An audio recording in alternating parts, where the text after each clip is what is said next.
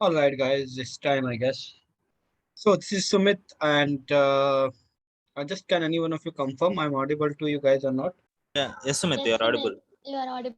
All right, Yes, thank you sir. for the How are you, confirmation, sir? guys. I'm doing good. Pradeep, how about you? Yes, sir. Fine, sir. So many days. After a long time, right? Yes, sir. We Yes, sir. almost in a classroom fashion. We almost meeting after 3 weeks, I guess, right? Yes, sir. Yes, sir. All right, cool. So we'll talk today about risk and regulations, guys, and we will focus on that. So I guess you guys would have got your marks, right? It got delayed because my laptop was not working well, but I got it repaired. But the repair guy took little extra time, uh, because of which it got a little more delayed. But I guess you would have received it, right? Yes, sir. Received. Yes, received.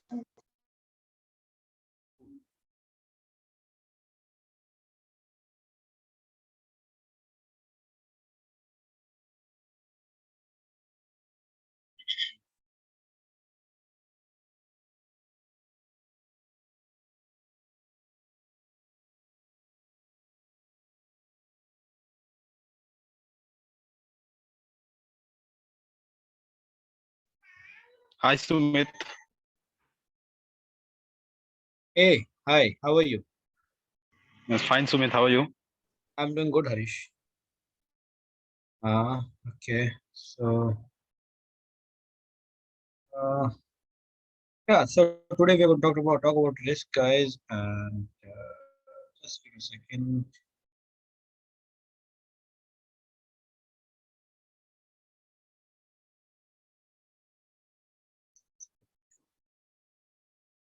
Charging is done.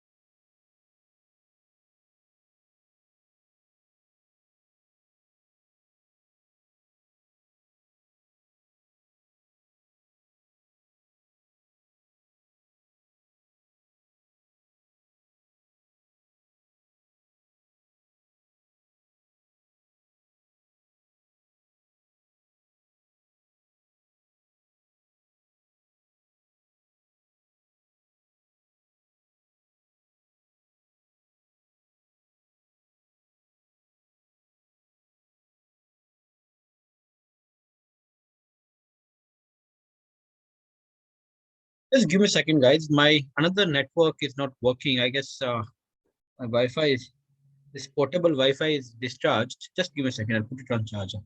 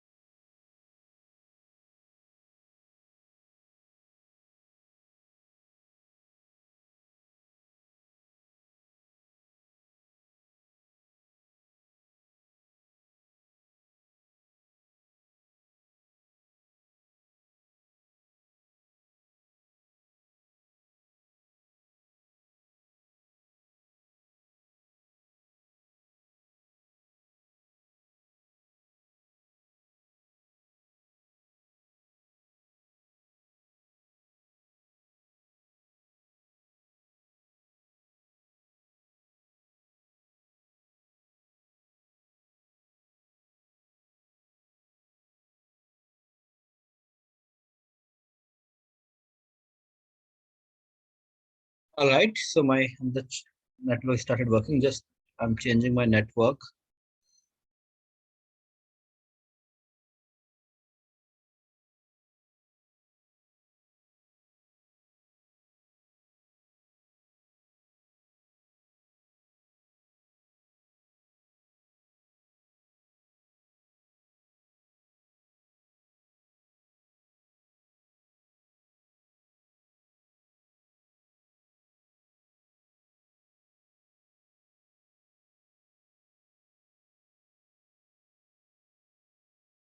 All right. Here we go. Am I audible to you guys? Yes, Yes, sir. Sumit. All right. Thank you for the confirmation, guys. And let's start. So yeah, level 3 we are into, and level 3 only there is one topic. In fact, it's two topic which we can speak together. That is risk and regulation. So in risk, we are going to talk about risk. We are going to talk about risk management. We'll talk about what are the various risks and how we can manage that. And in regulations, basically there are certain regulations which we'll talk about, which is Basel Accords. You guys would have heard the name, I guess. If not, that's fine because we'll touch upon this. And there is Dodd-Frank Act.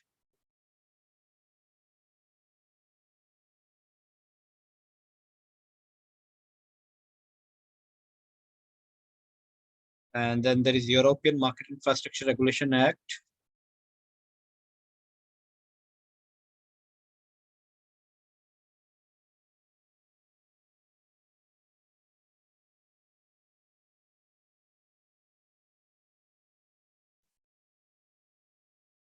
And there is this MIFID,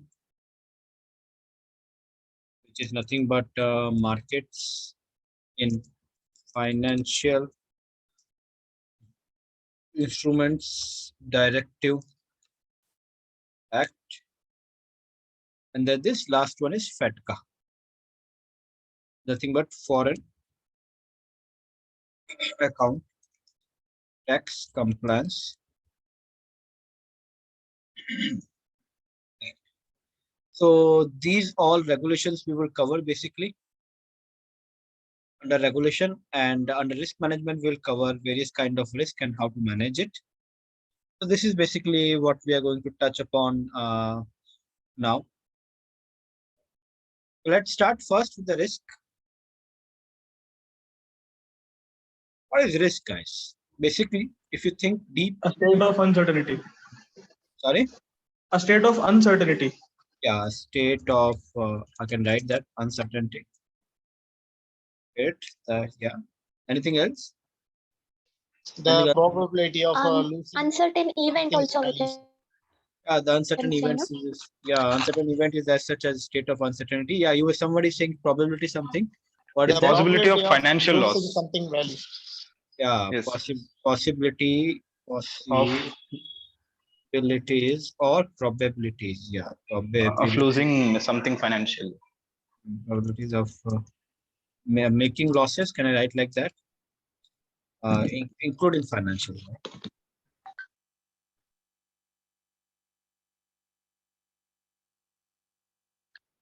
Yes. See, it is not always about losses which are financials. Many a times, any particular kind of risk can have reputation loss also. Are you getting what I'm saying? It is not Yes, all sir. only about financials. It is also there are non-financial aspects also which are equally important, right? Any bank occurred into any operational risk-oriented fraud would result into what? Reputation risk for the bank, right? Yes, sir. Yes or no? From that perspective, I'm saying that's why including financials. Yeah, so in totality, basically what risk is nothing but, if you think deep, you'll find it is nothing but probability or possibility of actual outcome is being different from expected outcome. Think about it. That is the risk. When you invest into something, you expect certain return, but you also know that the actual return can be different from your expected return, and that is the risk. Yes or no? For Yes, example, sir. you invest into stock, right? You're thinking that the share prices will go up, but you also know that it is not 100% possibility, or probability is not 100% of prices to go up. Prices can go down also, right?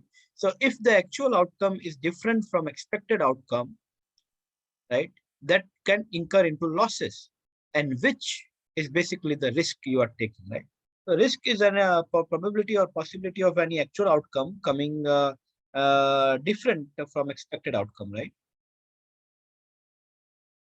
Or you can also write, from the perspective of finance, you can also write that risk is impairment in corporate earnings or profits or delinquencies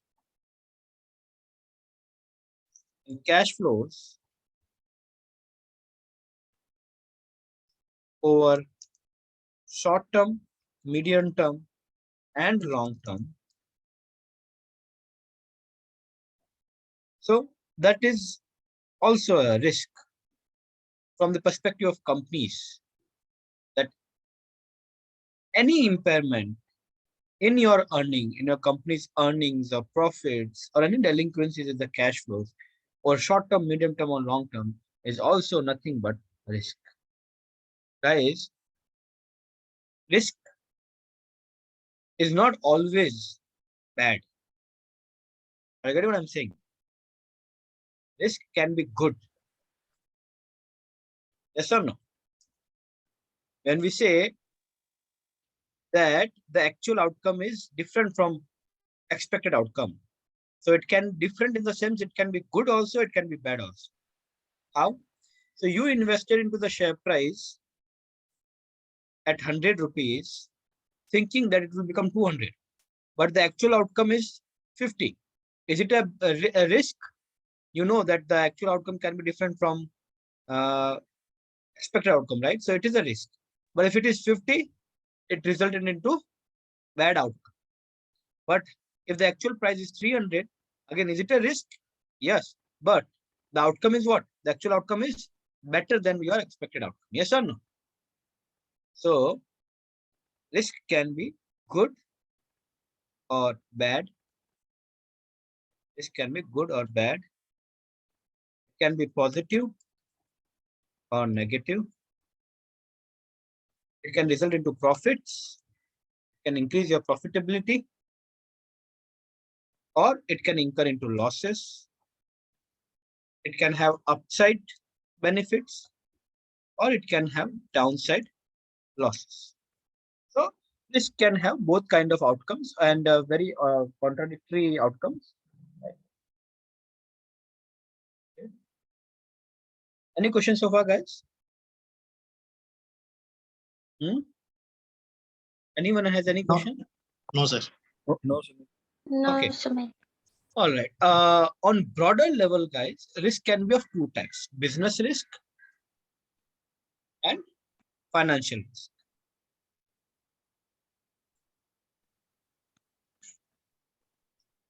Or business risk. Business risk can be any business-related risk which impacts your business, not only your financials but your business more. So, for example, increased competition. Isn't it a business risk? The competition increases for the product or the services you are giving. Isn't it a business risk? Yes, sir. It is. Customer dissatisfaction. Business risk. Yes. Monetary policy. Monetary policy, how come it's an external risk, but how come it's a business risk? Yeah, the event can result into business risk on macro level. Yes, it is an external event. From that perspective, any external event, which is like any macro event, financial or non-financial. For example, any floods, that is also a business risk, right? From that perspective. Yeah, natural calamities. Yes. Yeah, natural calamities. So I would write them large more. So I would write them separately because those are uncontrollable risk. You don't have anything in your hand. So external risk. I can place basically it is nothing but it's a type of a business risk only, I would say, in which you can have natural calamities or you can have any macro economic changes, right? Macro changes. Bankruptcy. Yeah. Bankruptcy. Customers can be your risk.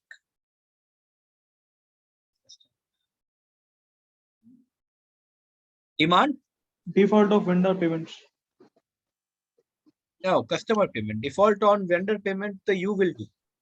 You will Yeah. do default. You have to make the payment to vendor. Vendor doesn't. No, like Vendor whatever is we will not be going to receiving. pay. Yeah. So it is customers are not making the payment, right? That's a risk for you. Vendor not making the payment. How come it's that a risk to you? Vendor is not buying from you. You need to understand.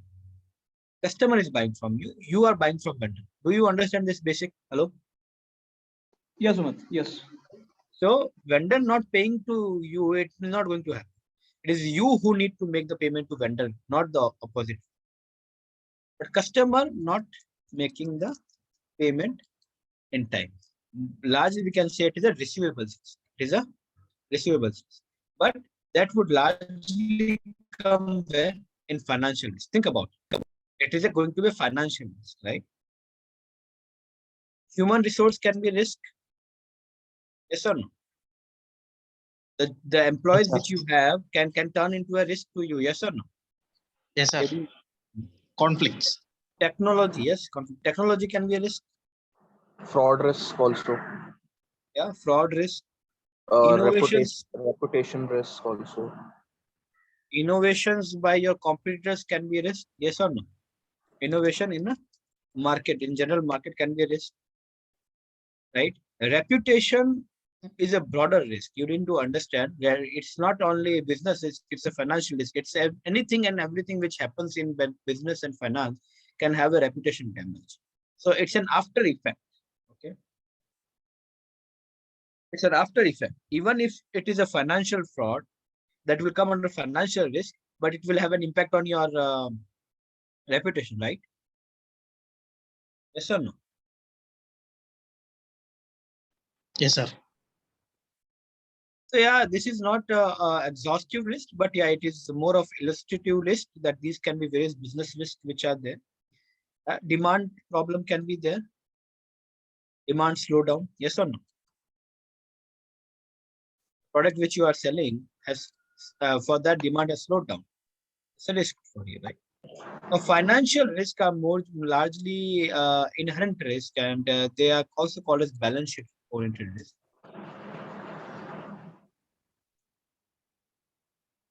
So financial risk can be of two types, primary and secondary. Primary are basically the balance sheet risk are primary.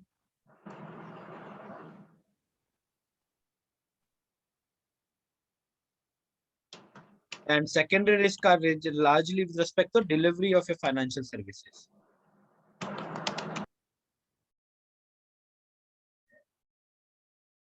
Secondary risk are largely what? Delivery of financial services. While delivering the financial services, you can have certain risk. So this would largely this secondary risk or delivery of financial services risk you will find largely with financial institutions, including investment bank, right? Now, primary risk can be of 2 to 3 types: market risk, credit risk, and liquidity risk. And second risk is only one time, that is operational risk. So how many types of risk are there? Broadly, 2 types: business and financial risk. under financial risk, there are 4 types of risk. One is market risk, second is credit risk, liquidity risk, which is also called as primary financial risk. And the last one is operational risk, which is called as secondary financial risk. Is it clear? Yes, sir. Yes, sir. Now let's first, and largely we will talk about the financial risk, because those are the risks we need to careful of and we can manage. So that is broadly our perspective. So first, let's pick market risk. Market risk can also be categorized as price risk. So what is market risk? Market risk basically is the risk due to the variability of the prices, right? So what kind of instruments have variability of prices? Equity. Equity share prices keeps on changing, right? Yes, yes. Market risk. Similarly, equity Interest. indices prices also keeps on changing, Nifty and all. Similarly, bonds prices can be changed, right? Similarly, bond indices are there. So bond indices. Money market, there are various money market instruments for which prices keeps on changing. Which are those? Treasury bills, commercial papers, Commercial papers, certificate of deposits.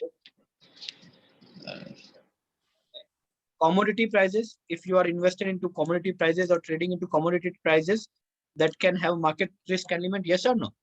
For Yes, sir. example, Yes, you took as an investment bank, you taken a long position into steel, right? At 300 rupees per ton, but the prices have shoot up to 500 rupees per ton. What will happen?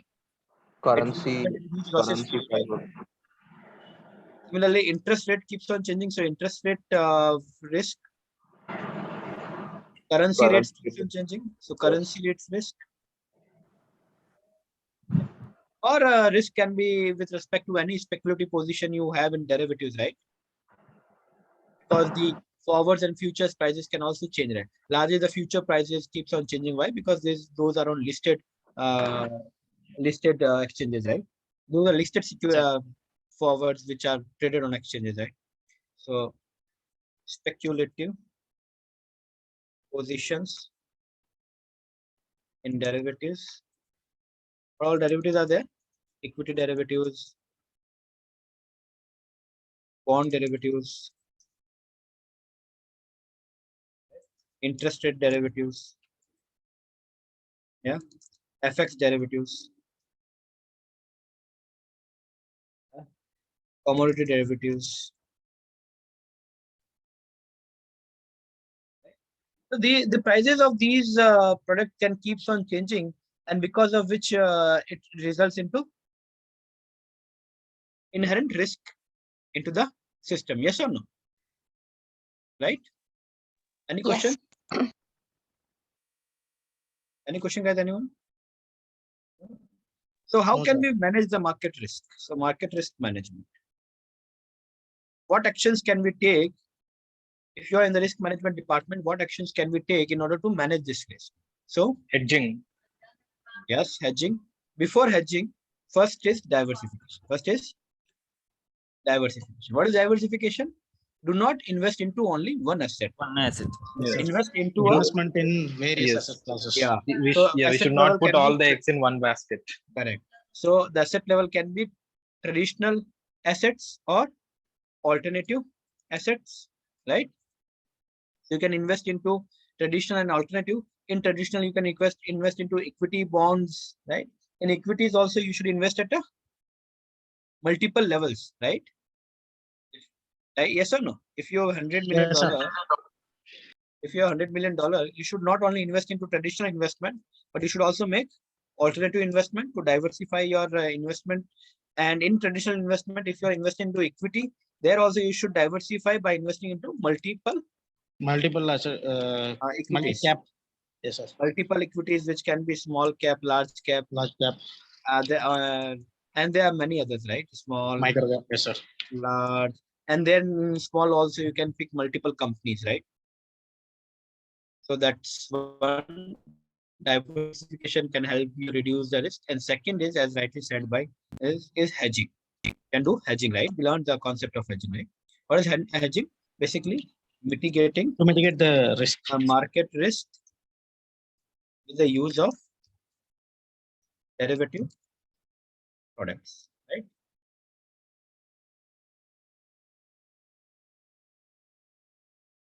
So what kind of derivatives instruments can you use? Forwards, futures, options, swaps, and options. Right? These are the various derivative or instruments you can use in order to diversify the risk, right? Any questions so far? So, any question? No, sir. Okay. So these are the various ways you can reduce the market risk, guys, or manage the market risk. Now, next risk is credit risk. Next is credit risk.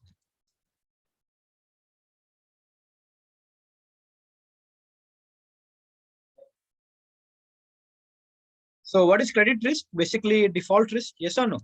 Credit Yes. risk is nothing but the default risk. Which kind of default? Counterparty risk. Counterparty. Not paying loans. Yeah, counterparty defaulting on their liabilities, right? So that is why you can also call it counterparty risk. Basically, the risk is nothing but the risk is of loss due to the risk arises due to the risk of loss due to Non-payment. default in payments by the borrower. Yeah, or counterparties, right?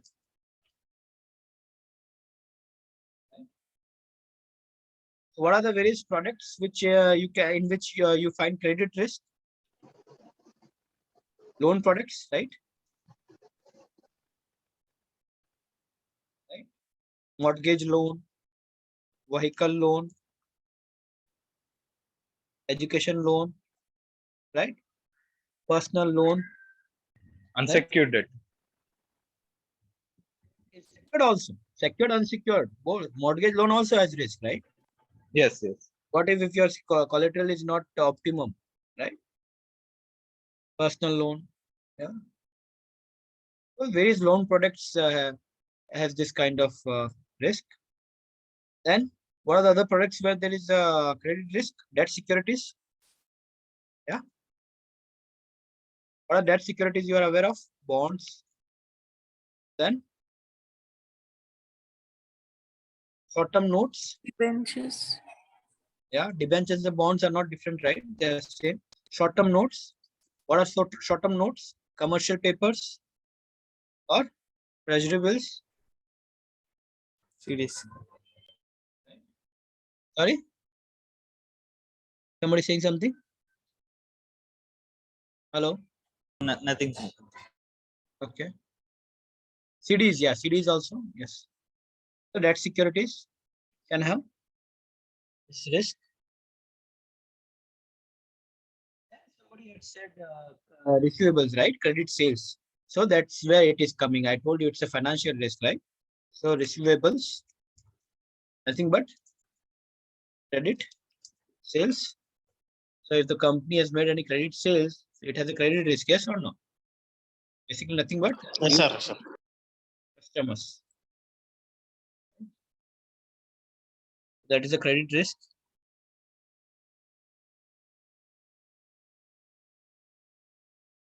Or the risk can be arrived through counterparty dues in securities contract.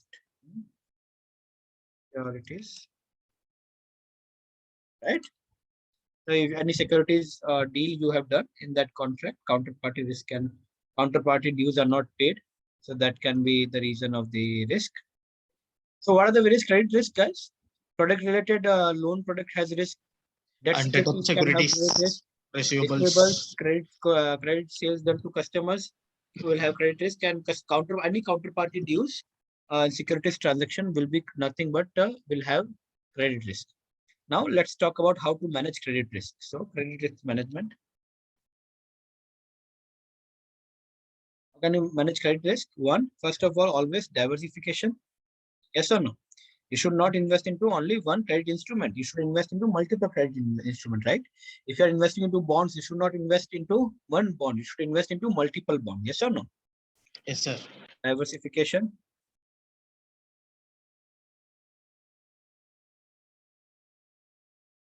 Second, what you should do?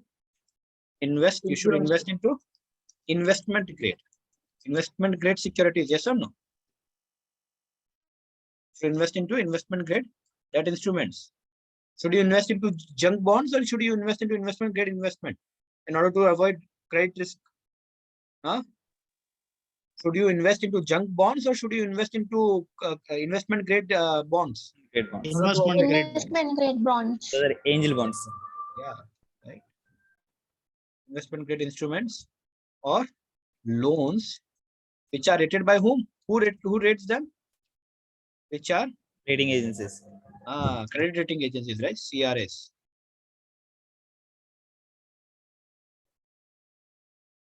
What kind of loan should you give? You should generally give what kind of loan? Loan to prime people. So prime loan. You should not give loan to subprime category, right? So you should give prime loans. Prime loan is basically looking at what? In India, you look at CIBIL scores.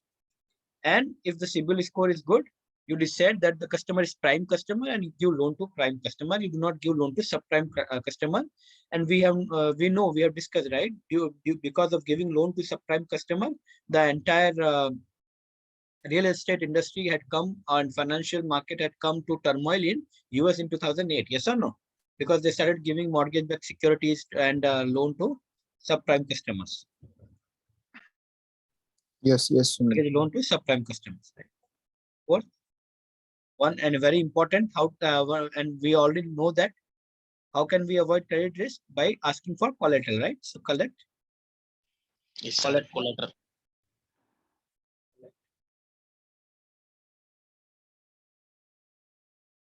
Collect collateral from the borrowers or counterparts.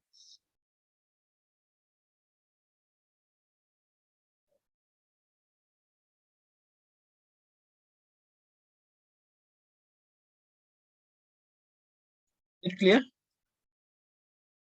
Any question? No, sir. Sumit, I'm having a doubt, Sumit, यहाँ पे. Yeah. Yeah, actually, can insurance be a no kind of no risk management technique? Yes. So we have learned that, right? So that is fifth one. What is that? You should the buyer or the Vendor. the lender should do what? Should buy a credit protection, right? You can buy credit Yes. protection. Yes or no? Yes, yes, yes. Through what? Through don't tell me you don't know. We already discussed this. Tell me through how do you buy credit protection? Credit derivatives. Yeah. Default swaps. Credit derivatives. Credit default swaps. Credit derivatives products called as what? Nothing but credit default swap, right? Nice. You can buy what? CDS, right? Credit default swap. This is nothing but credit default swap. You can buy single CDS and you can buy single CDS as well as basket CDS. Have you forgotten everything? What is basket CDS? You will tell me. What is basket CDS? Quickly tell me so that we can move forward. Sumit, if there's a credit default swap, which includes the diversified portfolios where each and every Underlying assets are many. You don't only So it's a portfolio approach to manage risk, right? Yes. Credit risk. So great, brilliant. So these are the various ways you can manage the credit risk. So we learned what is market risk and how to manage market risk. We learned how is credit risk and how to manage credit risk. Now the last one is liquidity risk.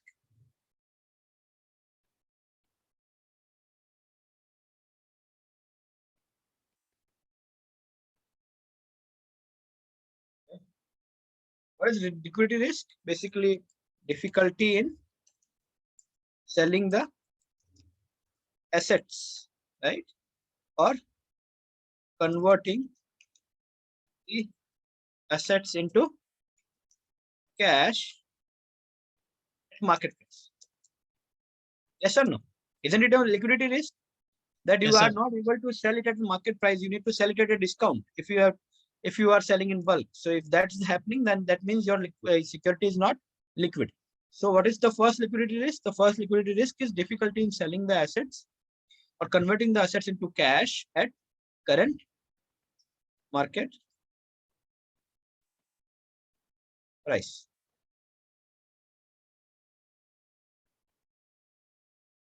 Right? Which kind of assets have that kind of risk? Which kind of assets have this kind of risk? One, assets that are traded. Assets are traded with low volume. For example, one share of MRF tire is, for example, 50,000 rupees, right? And the traded volume for any day is 5,000 shares. But if somebody wants to sell 1 lakh shares, can they do it? Can they do it? Current market price is 50,000 rupees for share of MRF. And in stock exchange, the volume which is traded on daily basis is 5,000 shares. And if you want to sell 1 lakh shares in a single day, can you do it? Tell me. No, sir. Because you can do it, but that would result into what? Realization of very low price. The Yes, sir. prices will fall. Prices will fall downside. Yes or no? Yes, sir. It will come down. Yeah, you'll have to sell it at a discount, right? Yes, sir. If you will sell the something which is market price 50,000, if you sell that at 30,000, suddenly you will find many investors investing into the stock and the volume will increase. So assets which are traded with low volume can have liquidity risk. Next is assets that are not traded at all. Assets that are not traded at all. Yeah. So there also you have huge risk. For example, if you are holding the shares of Flipkart, can you sell the shares immediately? Can you sell the shares of Flipkart immediately? If you are holding the shares of Flipkart? Or don't tell me that you don't know what is the name of company Flipkart. Hello. If you own the shares of Flipkart, can you sell the shares immediately? Tell me. It is not possible immediately. You can't sell it because it's a private company, right? For private company, share stocks are not traded on NSE and BSE, right? Yes. Right. Another kind of liquidity risk can be what? Difficulty in meeting short-term obligations, right? You have to make credit obligations or liabilities. You have any current liabilities of, for example, vendors. Someone had said about something about vendors, right? So that is actually considered under liquidity risk, that you have to make the vendor payment, but you don't have the money. So if you're not able to meet the short-term liabilities, you don't have enough liquidity to meet the short-term liabilities, that is categorized as nothing but liquidity risk.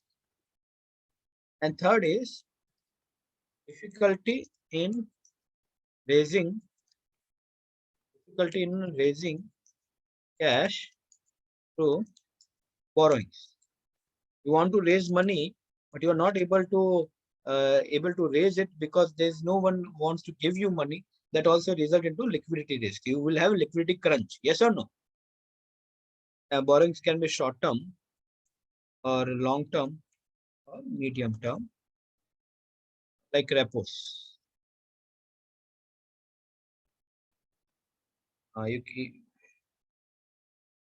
Short term like repos. You're not able to raise money even through repos. Nobody wants to give you money. So that can result into this liquidity risk. One more of example of liquidity risk, guys, which comes to my mind. For example, in your balance sheet, if you have bought a building of 100 lakhs, how much? Building of how much? 100 lakhs. How much? 100 lakhs. Yeah. And to buy this building, you have put equity of 1 lakh and 1 year loan. 1 year loan of 99 lakhs. Tell me, will this company have high liquidity risk or not? Yes. It will have a high liquidity risk. Why? Because Because it has taken loan for only one pump. The short-term loan has been used to buy long-term assets, right? So your money will get stuck in assets. Now you will not be able to monetize that asset very easily because these are long-term assets, and this will result into what? Liquidity crunch, risk. right? On the other hand, if you would have taken this 99 lakh rupees loan for 30 years, now, is there any liquidity risk in this business? No, no, Sumit. No. As such, no risk, right? Why? Why? Because in 30 years, the company will be able to use this asset to do business, and by business, they would earn money and pay off the loan. And 30 years is a long time, so which will give enough headroom to the company to collect that much of cash through its business activity and give it to the bank again, right? Yes or no?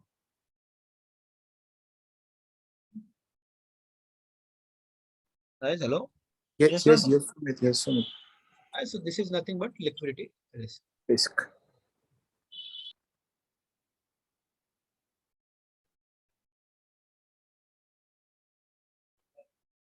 So how to manage liquidity risk? So let's learn about how to do liquidity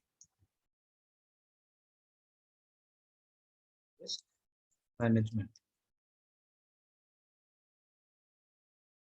So how to manage risk, liquid risk? We can manage this risk by investing into an highly liquid asset, so that asset can be easily converted into liquid. That means take position in liquid contracts. You can take position in liquid contracts in order to reduce the risk.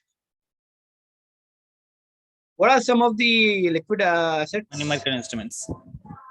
Yeah, listed money market instruments. Listed bonds is also equally a liquid asset, hello, because you can sell the assets, bonds on the Second market. exchange, right? Similarly, liquid equities, listed equities and listed derivatives. So any listed financial instrument will have what? High liquidity.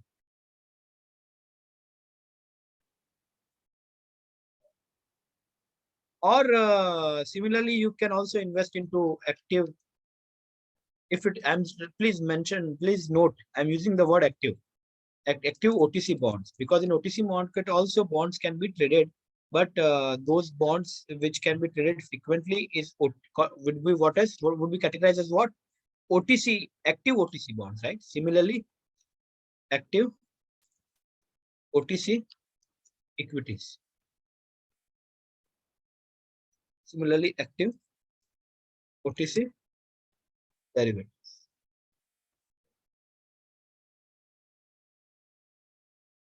What else can you do? Rather than investing into liquid asset, other than equity, investing into liquid assets, what are the other ways you can manage the liquidity risk? Another way is try to have credit lines with the banking corporation, banking companies. So you can get a current account, or you can get a credit line from the banking companies, short-term credit lines from the bank. Third, you can do what? Repo transaction. You can do what? Repo transaction to raise short-term money, right? Yes or no? Repo transaction helps you raising short-term money. Yes or no? Yes, sir. Yes, yes, Sumit. You can raise short-term money using repo transaction. Similarly, you can raise long-term, short-term, or medium-term cash through issue of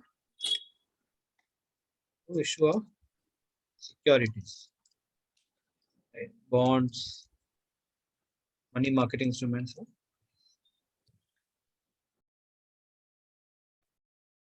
So use financial instruments to raise money can help you.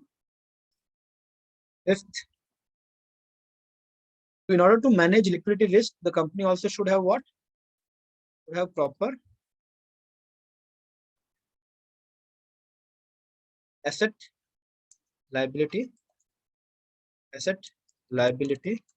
match processes in place, right? There should be proper rules that how to manage asset liability mismatch. Yes or no? Right? Like this, if you have 100 lakhs rupees of asset, but in order to buy that, you have a short-term liability of 99 lakh. This is a mismatch. Yes or no? So long-term assets should be matched against long-term liabilities, and short-term assets should be matched against short-term liabilities. So this kind of asset liabilities match you should manage. So for that, you should have proper practices and processes in place to manage this. Any question, guys? Anyone? No, Sumit. All right.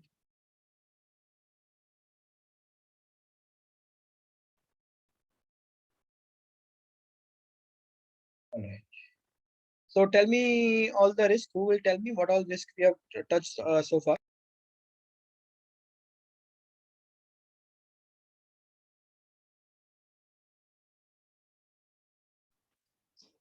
Sir. Hello. Hello. Yeah, Hello. I'm looking for some answers. Give me some answers. Hello, hello, karne se it will not work. Tell me what all risk we have talked about so far. We spoke okay, we spoke about business, like we spoke about business risk and financial risk. When it comes to financial risk, they are categorized into two, which are primary and secondary. Under primary risk, we have different types, whereas we discussed about market risk, credit risk, as well as liquidity risk. Okay. How do we manage all this kind of risk? How to manage each category of risk? Who will tell me quickly? The market risk can be managed through two techniques. Firstly, it is about diversification, and secondly, it is about hedging. Wherein, if you look at the other parts related to the credit risk, credit risk can be managed through many ways. First one is diversification, wherein we can diversify our investments and investing in asset based securities. After that, we can also look through this credit swap bonds, credit default swaps, CDS. So apart from that, if you look at this particular liquidity risk, we can go through something like have credit line with banking companies, and then do repurchase agreement transactions to raise the cash, and then proper asset liability match processes, etc. All right. Okay.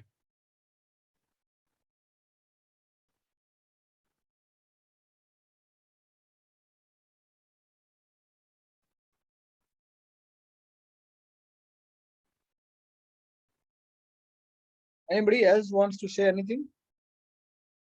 Rest everyone here is for fun.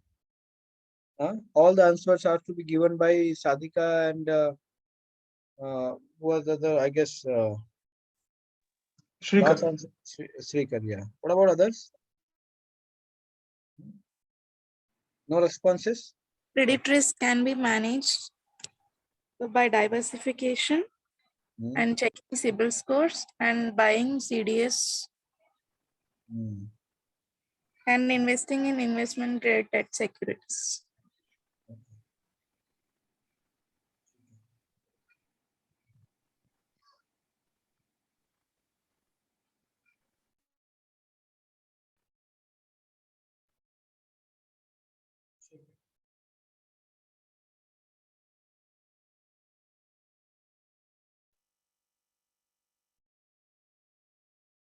So now let's talk about the secondary risk, which occurs because of delivery in financial services.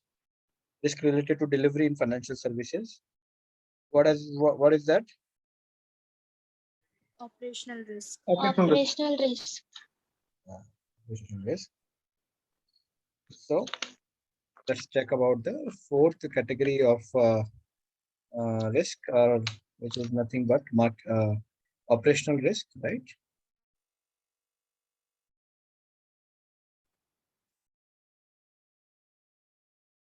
So operational risk happens largely because of, it comes under what? Secondary risk, which largely happens because of what? Largely happens during what? Delivery of financial services. Basically, this is also known as delivery of financial services risk. But operational risk, right? So what is operational risk? Let's look at it. Let's have an elaborative definition of that. Risk of loss due to failure or inadequate controls on internal processes, internal system, internal procedures,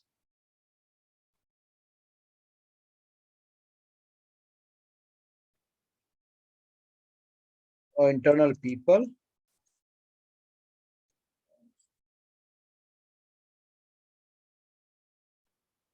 so it's a risk of loss, right? Risk of loss due to failure of what? Due to failure of inadequate control. So it's a risk of loss due to failure or inadequate control at what?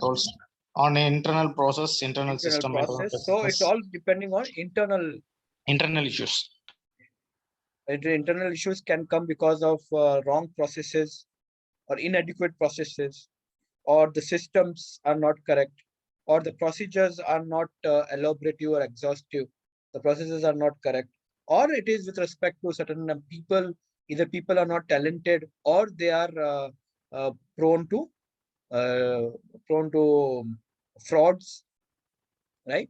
So all this can result into operational risk. So operational risk is risk of loss due to failure or inadequate control on internal processes, internal system, or internal procedures, or internal people, and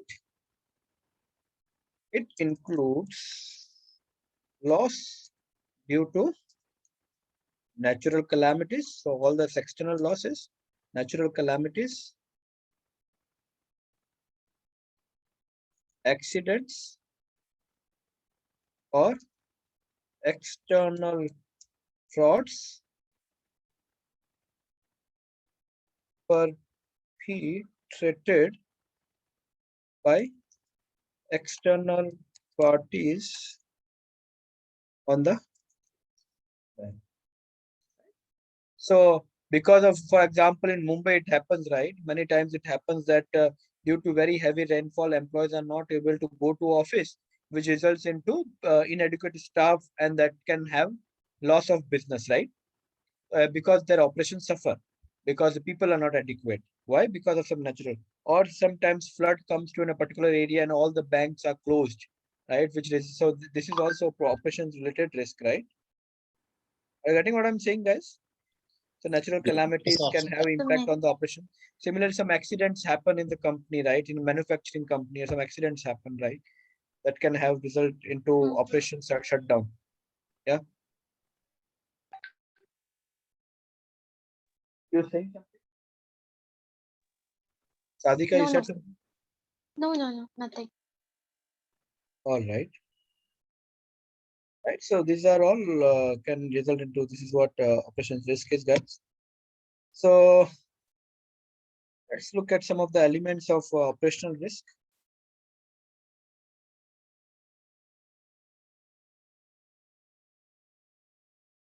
First can be system. System itself is not good. So a system can be what? Some internal system or some IT system. The information technology system is not up to date or something like that. So because of which system related failure resulting into operation shutdown, so resulting into operation risk or human risk.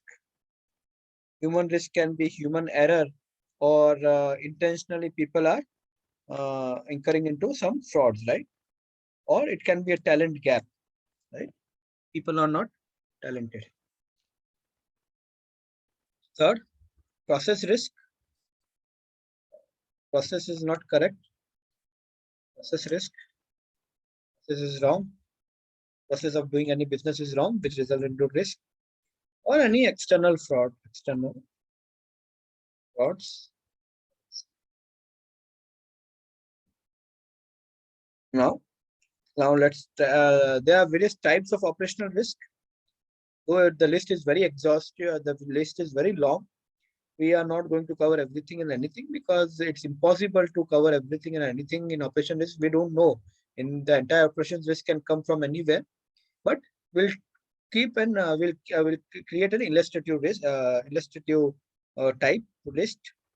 What are the various categories or types of operational risk?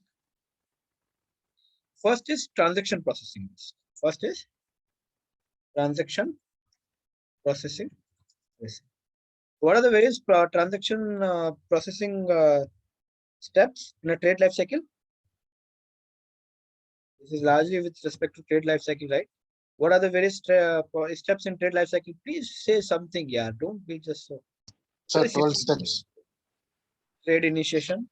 Trade initiation, trade execution, trade capture, trade enrichment, and trade verification and validation, trade confirmation and affirmation, and trade report, trade reporting, financing. and trade funding, and trade pre-settlement, trade pre-settlement validation, trade pre-settlement confirmation, and post-settlement settlement instruction, then post-settlement instruction.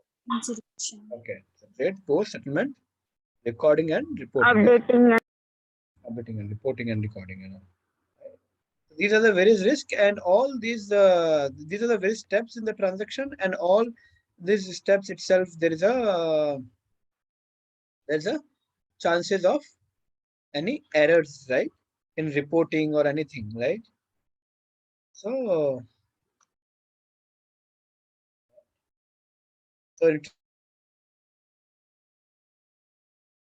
in transaction, while processing any of the steps, there can be any error which can result into huge operational losses or losses to the company, operational risk to the company, right? Similarly, there are various systems which can have transaction processing risk. Like what are those? AML, KYC. Yeah. You can have AML, KYC while processing the KYC of client. There are some errors which result into or transaction processing risk, or similarly Collateral management. Collateral related risk. Okay, collateral verification, right?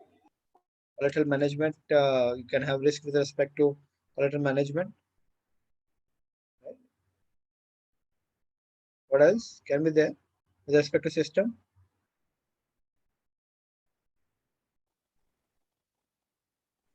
Client document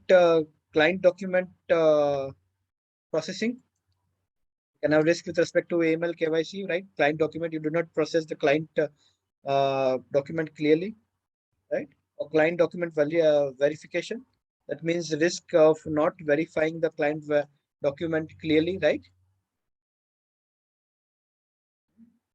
What are the other transactions which happens in a bank? Banks also enter into deposit taking transaction, yes or no? Yes or no? Banks enter into trade life cycle. Banks enter into AML, KYC.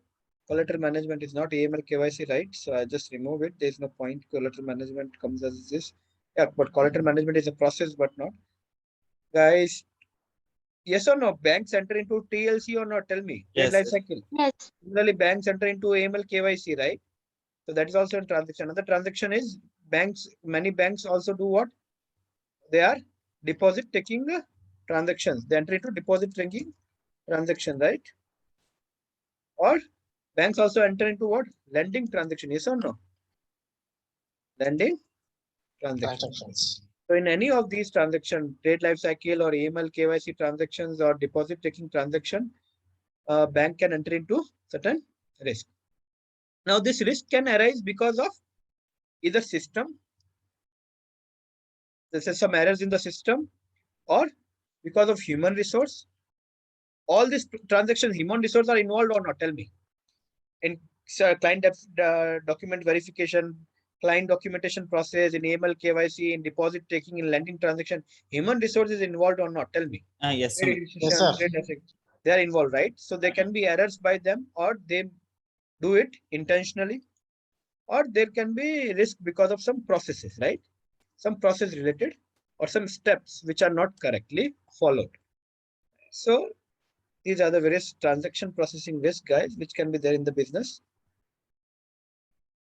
Right? Any question, guys? Anyone? So, guys, also you need to understand operation risk are not always loss making or profit making. Tell me, operational risk would result into loss making or profit making? So, for example, we said generally risk can have both kind of outcomes, right? They are into loss making, Sumant. Operations risk would always be loss making. Either there would be loss making or there would not be any trade-off. But they would never be profit making, right? So as compared to market risk is what? Market risk can result into what? Both profits and profits and losses. Losses. And prices going up can have profit, prices going down can have losses, right? If you have a long position. Similarly, credit risk can also have what? Profit and losses. Yes or no? Yes. So how a bank takes higher credit risk? It gives loan unsecured manner, right? So by giving unsecured loan, banks take higher risk, but at the same time, when bank gives loan at higher to a high risk customer, it also charges what? Higher interest rate. Yes or no? Yeah. Right. So a higher risk customer result into higher profit, but it also increases the risk. Right? So it is a credit risk. But operations risk they are not trade-off risk, or only they are either non-trade-off or only losses, but never profit, right? Operations risk would either have reputation loss or would have losses, financial losses, but it will never have profit. What are some of the other operation risk we can have? We can have risk with respect to compliance. Yeah, compliance risk, right? So why? Because financial institutions has a responsibility, yes or no? Responsibility to follow all the legal regulations, yes or no? Financial institutions has the responsibility to adhere to regulations, yes or no, guys? Yes, sir. Regulations. Right. So if there are any regulations they are not following properly, it can have compliance related risk, which can have penalties, right? Yes, sir. Regulations or rules can be internal standards. What are some internal standards can be there? Code of conduct. Every company has a code of conduct list, yes or no? Code of ethics, code of conduct. Similarly, there can be external standards or external rules, right? Given by regulators, yes or no? So company needs to follow these rules and to manage its compliance risk. What can be the other kind of risk? Legal risk. Can there be legal risk?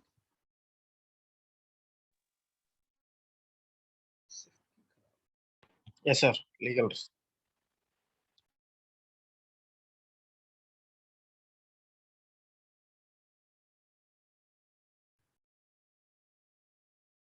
Legal risk, right? So loss due to non-enforcement of our legal rights in a contract. There is a legal risk. Similarly, there is a liability risk.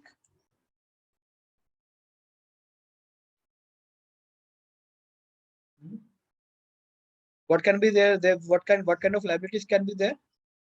You may trigger liabilities. You may trigger contingent liabilities. Yes or no?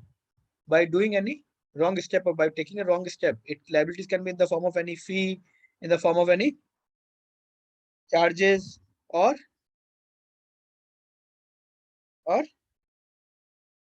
Penalties. penalties and all, right? Or liability risk can also be in the form of default. Yes or no? Defaulting the payment to bondholders and customers. Can it happen or not? Can companies default or not? Tell me hello. Yes, sir. Yes, sir. You can Right? default. Yeah. So inviting liability by advising wrong products to the customers in the form of penalties and all, or breaching any patent or copyrights of others, resulting into heavy penalties. Yes or no? If you breach anyone's patent and copyrights, you'll have to pay penalties. Yes or no, guys? Hello. Yes, Sumit, you need to pay. Right? Similarly, defaulting the payments to bondholders or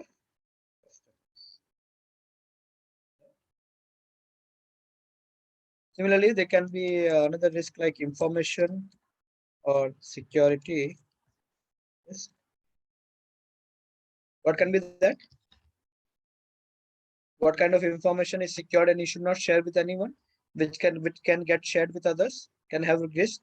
Client confidential data, yes or no? Investment Yes, bank sir. has a lot of client confidential data. You should not share it with anyone, right? So client confidential data, client trade data, trade position data, yes or no? That kind of information is very, very Very confidential. confidential, right? Sixth, taxation risk.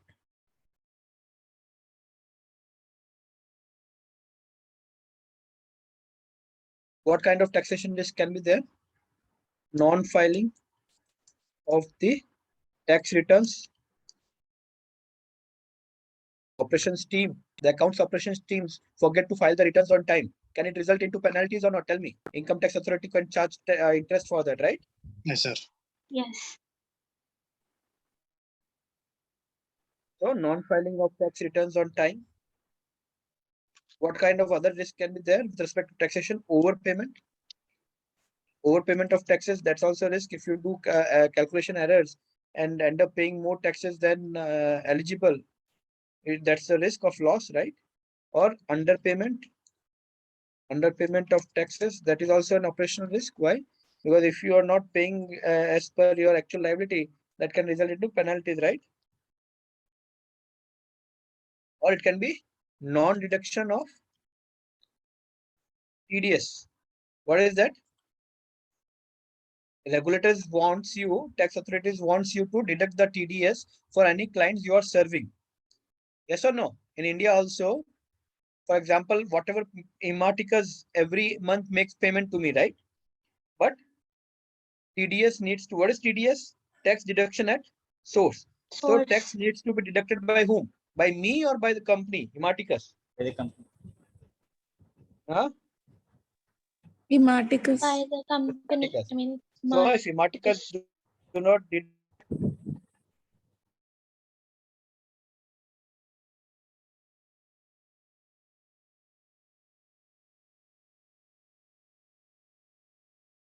right? Income tax authority will ask. Income tax authority. Hello, am I audible?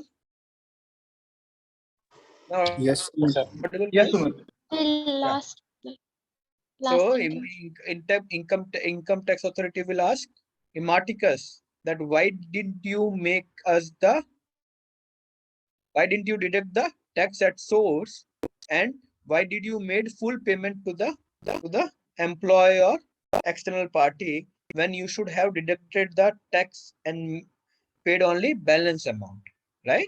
Yes or no? Yes, sir. So that's also a big risk.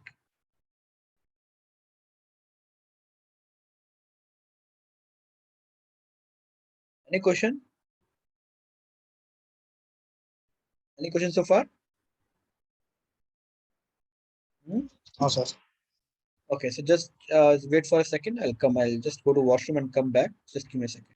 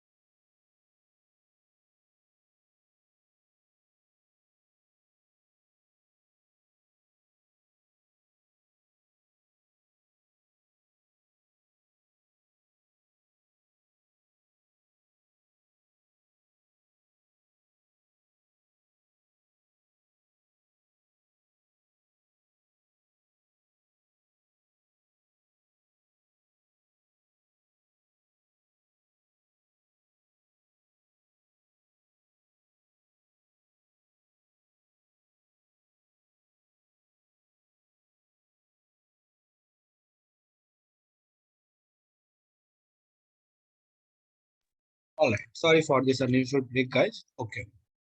So after understanding the various kind of operation risk, now am I audible?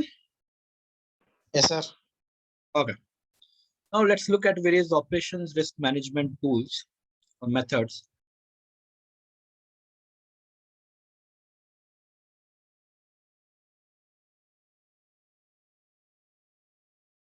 So the first is there should be proper segregation of duties, guys. Proper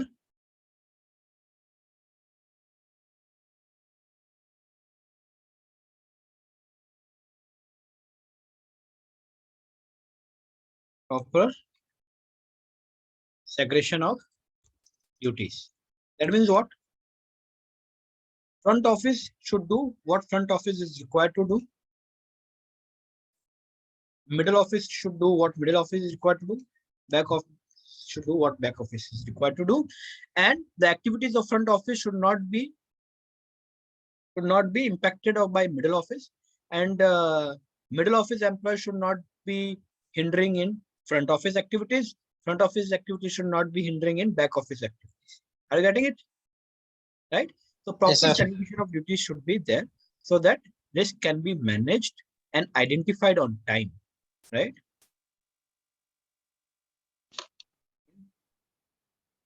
Proper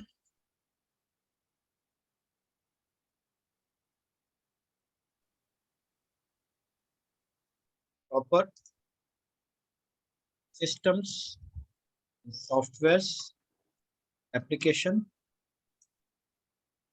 access management.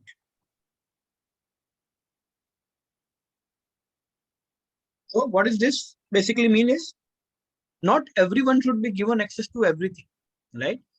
Only those aspects of software of application in the entire software, only those aspects should be, the access of those aspects should be given to the employee, which is required to fulfill the job. Are you getting what I'm saying? So for example, a cashier is required to accept the cash and should be given the access only to input the cash amount in the software. The cashier should not be made what?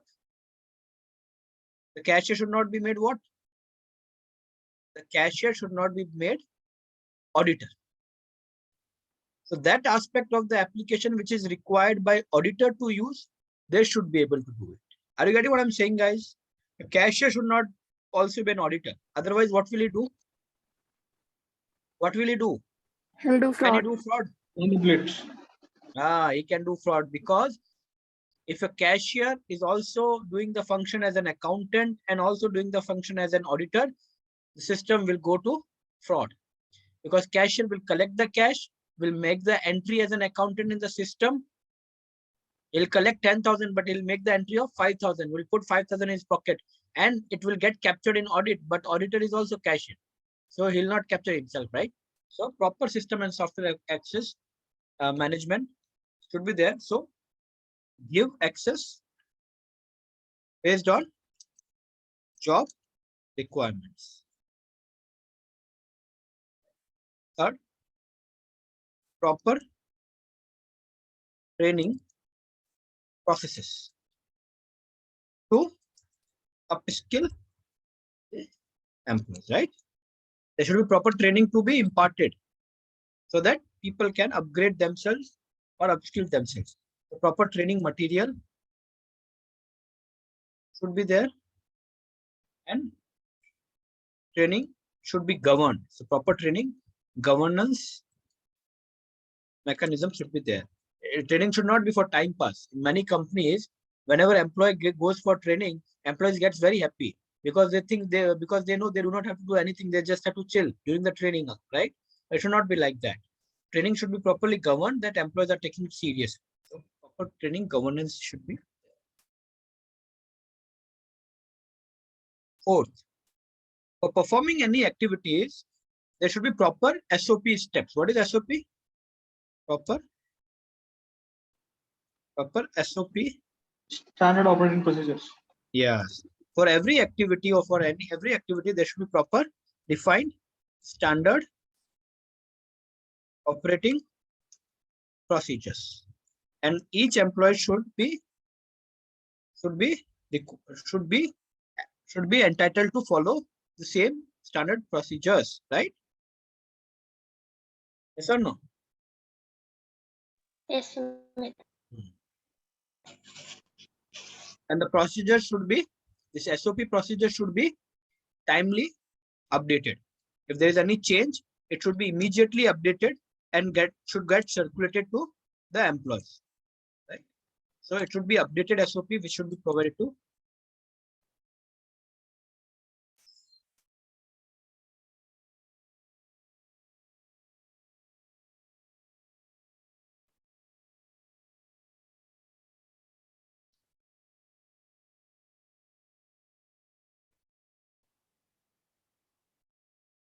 updated. Then fifth, what else can you do? Should build strong information security measures. Yes or no? This is something which needs to be done by any organization, right? It should have proper strong information security measures. Storage, everything should be monitored properly. Storage, access, who is given access, and access should be based on usability. It should not be that everyone and anyone is given access. It should be based on the usability. The storage, access, usage, everything should be properly monitored. Then a very important practice which should be followed, which is that you should have a regular backup for every resource. Yes or no? Company should have a backup for every resource. They should not rely on any single individual. If something happens to him and he's on break or he's on leave or she's on leave, suddenly the entire operations will come to standstill. So companies should give proper training, and every team should create the mechanism that they have proper backup system. The knowledge should not be with only one person. Basically, particular tool should be used by multiple people. Other people should also be trained to use the same tool so that they can work as a backup in case of any emergency. So should have proper backup for every resource. It will result into what? It will reduce dependency on single resource, right? And so how should you do that? You should develop multiple resources to get work.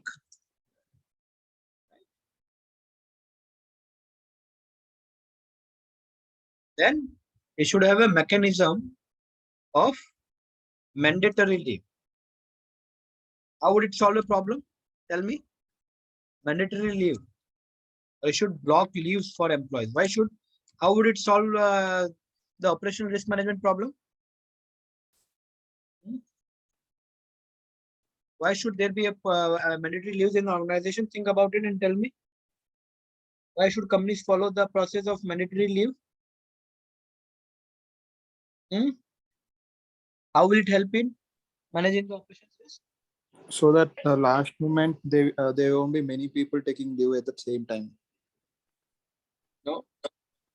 Everything can be pre-planned. If a mandatory leave calendar is released earlier, then everything can be pre-planned. Companies are not that fool to give leaves for your personal entertainment, Harish. It's not that. There's much bigger reason for the concept of mandatory leave.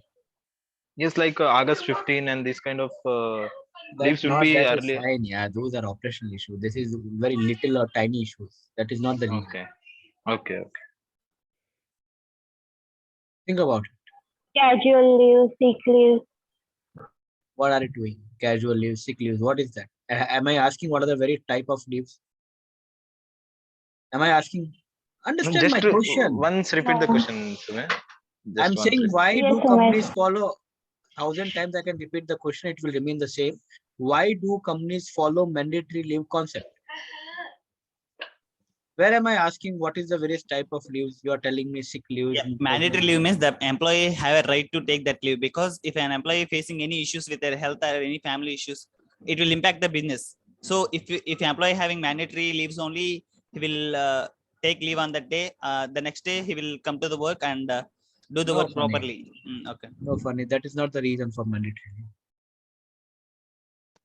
Legal requirements as per the labor laws. See, Srikar, mandatory leave is a selfish measure. Companies are not that good that they give the concept of mandatory leave so that employees can manage better work-life balance. Mandatory leave is a reason. The reason behind mandatory leave is, guys, so that on that, and mandatory leave is never for one day. Hello.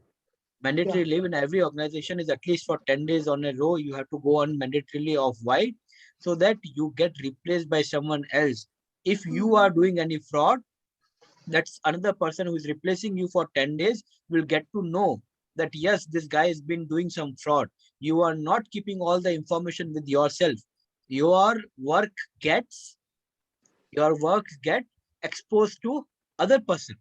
If you are working continuously on one profile, all the information is with you, there are chances that you can result into what? A big risk for the company. Why?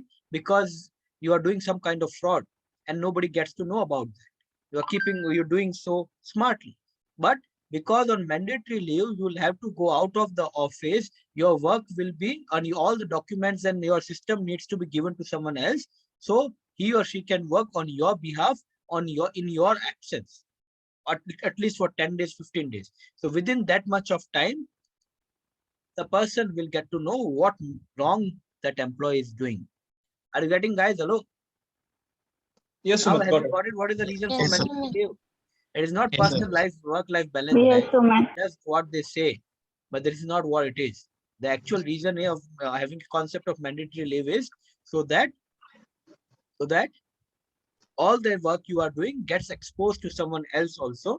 So there is a natural check of your work. Yeah.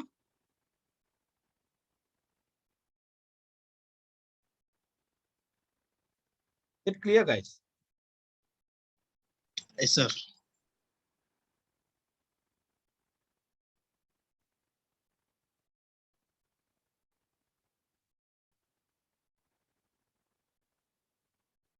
Any question, guys?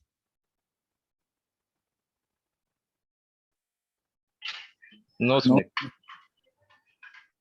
So do every organization does this, Sumit?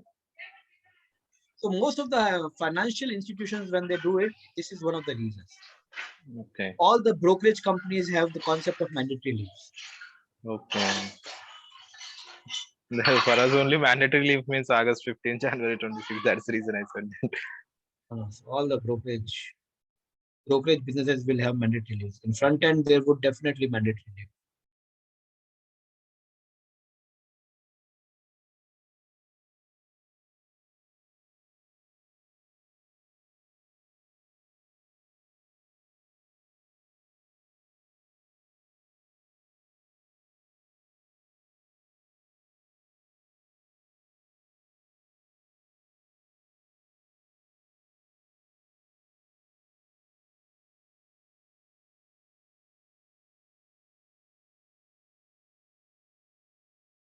Anyone has any question, guys? No, Sumit. Clear, right? No, sir. It's not clear. I said it is clear, right? You said no, sir. That means it is not clear to you. No, sir. You are asking before you ask one question. Are you clear? Okay. So right sizing, next is right sizing of employees for the process. That means right sizing means what? If you need 100 people and you have 150 people to do the job for which you need 100 people, is it right size? No, it is oversize. And it will result into what? It will result into direct financial losses, right? Company will suffer financial losses. In place of 100 people, if they have 150 people, they'll have to bear 150 people's salary as a cost, right? If you need 100 people to do work done and you have 75, is it right sizing? Tell me, is it right sizing? No. This is undersizing. This is what? Undersizing. And it will result into what? Any financial losses? No. But it will result into what? Frequent process failures, or delays. Because everyone would be busy doing the work, and any new work which is coming, they will go delay, right? Because there will be no bandwidth. So companies should really focus on what?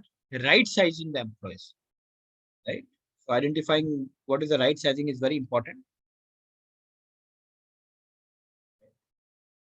Similarly, there should be proper leave absence management of the employees. If any employee is on leave, it should be managed properly. That means his work should be done by someone else. So proper planning should be done. And a very important one again, should create a culture in an organization which is very compliance friendly, right? That would help people, your employees also to follow compliance regularly, right? So the organization should build compliance culture among the employees.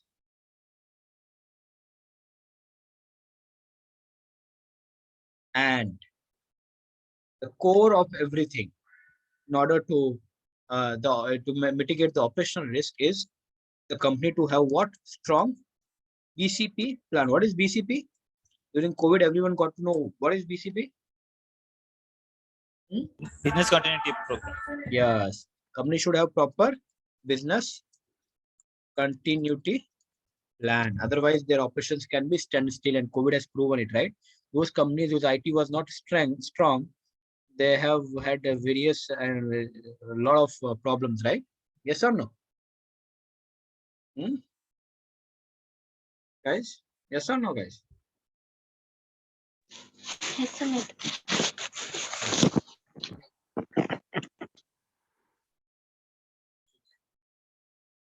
So this is all about risk management, guys. You should. So what are the kind of risk broadly? How many kind of risk are there? Business risk and financial risk, right? So, Yes, sir. business risk and Financial risk.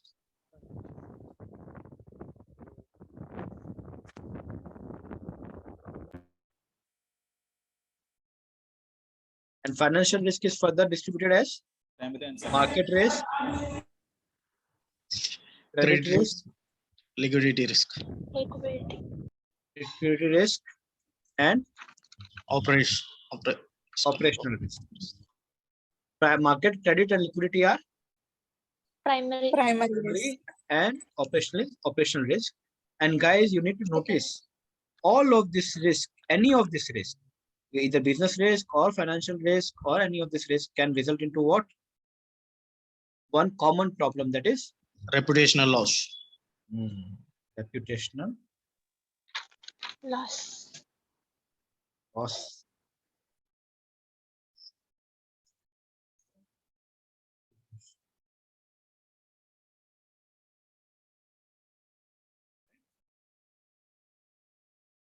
Is it clear? Yes, sir. Okay, any question? Tell me. Anyone has any question? Tell me, guys, quickly. No, sir. No, sir.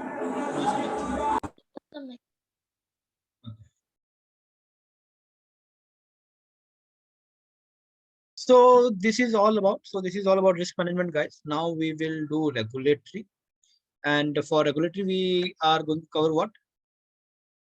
On regulation, what we are going to cover? This is Basel Accord, Dodd-Frank Act, European Market Infrastructure Regulation Act, MIFID, and FATCA. And remember guys, we are not going to go very detail into it, because if you want to go detail into it, every concept itself will take 1 year. The Bessel Accords itself can take 1 year to complete and completely understand it. So every accord regulation in itself is very big, and it's a degree course in itself. We're not going to do it. We are just going to touch the surface level. We're not going to touch at what? Surface level. Yes, sir. Each of this regulation at surface. Is it clear? Okay, sir. Okay. So we can, before we enter into regulation, we can take a 10-15 minutes of break. You guys can come back and we will continue. Okay. Just because we have completed risk management, so we should take a break. Okay. Okay, sir. Okay, Sumit. All right.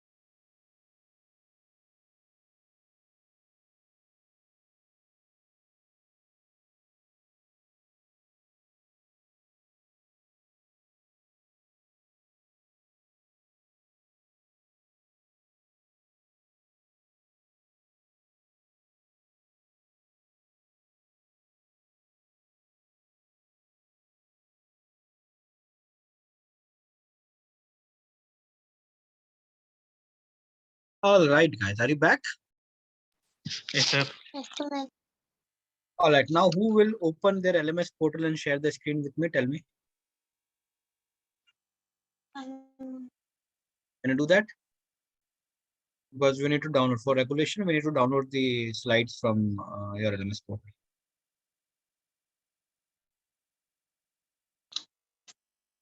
Or why not Mine you? is office system. Huh?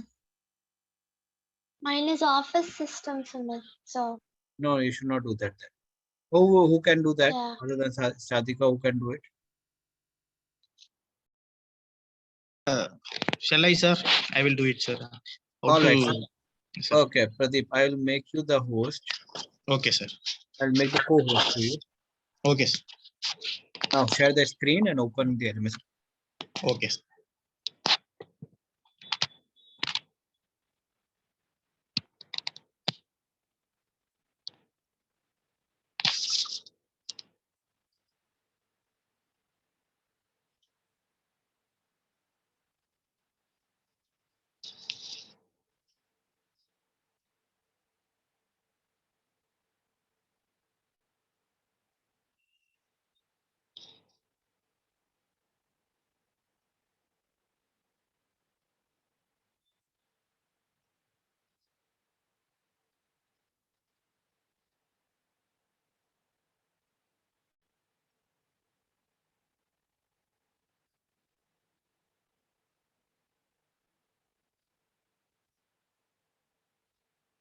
Sir, is the screen visible, sir?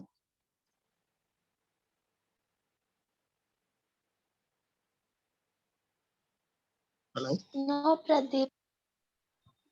No, not visible.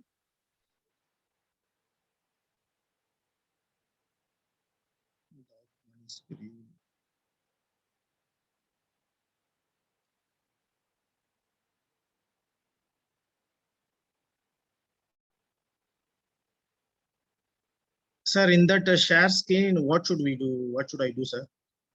Is showing that screen, share screen. Share Hello? the full screen then. Start Click on recording. share screen. Yes, and sir. Share. Click on share then. It's not. What happened? When you click on Not- share screen, what can you see that? Start recording or casting. Zoom will have access to any content like that it shows, sir. I'm just giving a start now. And it's asked to enable it, and I enabled it.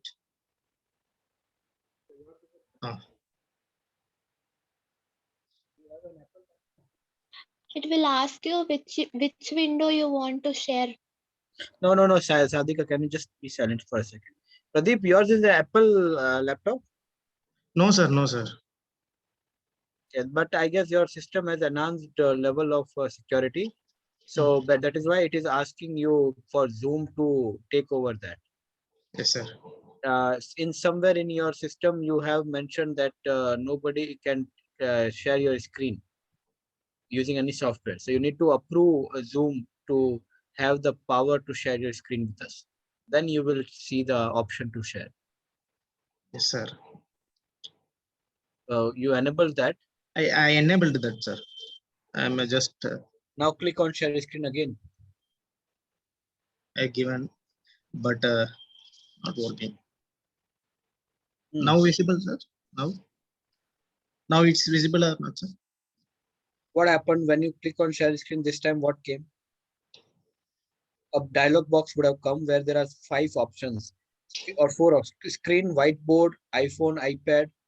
Right? These options would be there. If there are any open folders, those also would be there. Was that visible? No, sir. No, sir. No, sir. Nothing will be there, sir. If I click the share Okay, option, it will ask Google guys, Drive. anybody else can please do this thing for us? Hello. Don't tell me you guys don't have laptop and you can't share the screen. What's the problem? I don't know. See, I don't have an access to your LMS portal. You need to understand you have access to your LMS portal. I need those slides on your LMS portal.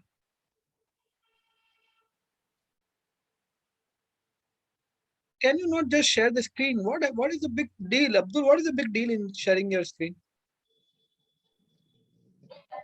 I log in through the mobile, sir. I was not using currently laptop, so that's why. Anyone else? Srivasa, Ritik, Shrikar. Sumit, I'm also on phone and I'm currently outside too. So sorry about that. But I can give you my credential if that is fine. If that is possible, then please do that. Give me Okay, you give me in one-to-one message. sure. I'll just check and I'll just share you the credentials. Shall I share, sir? It's fine, Srivasa. Let Srivasa do it. Okay. All Srivasa also shared the link to Open LMS portal. I have that application installed, Sumit. I don't have the Okay, link. then Pradeep, you do it. First, share the link to open the LMS portal and also share your credentials, Pradeep.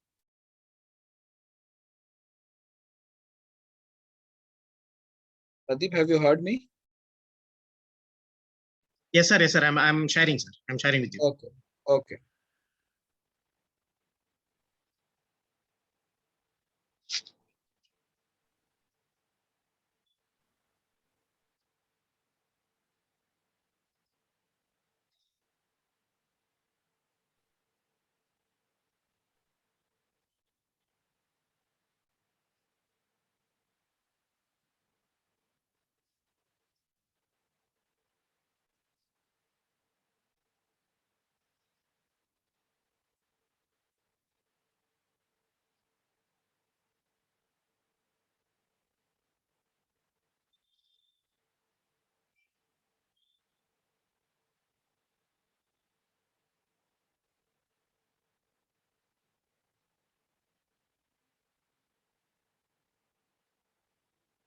Pradeep, share over here in one-to-one chat. You can share a personal chat also, right, with me? Over here, how will I take it from my mobile then over here? Okay, sir. Okay, sir. Okay. Just send me a direct message on the chat. That's what I'm saying to you. You can Okay, sir. send a Okay, sir. personal message. Yeah. Sure. I'm just typing through WhatsApp. Sorry.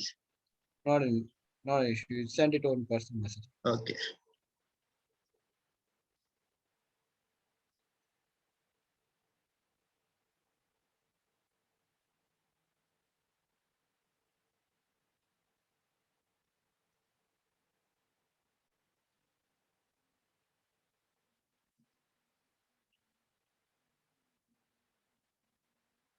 Sir, I sent, sir.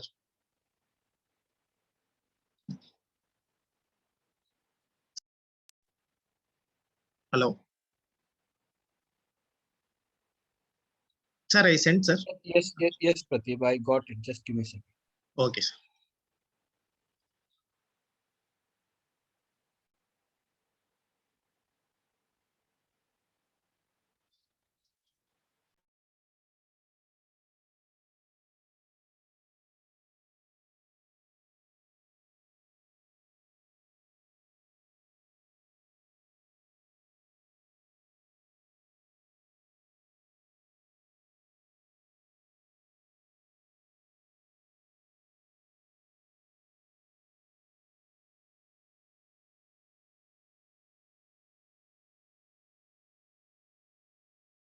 You can see the screen, right? Yes, You guys Sumit. see the It's screen? visible. Yes, sir.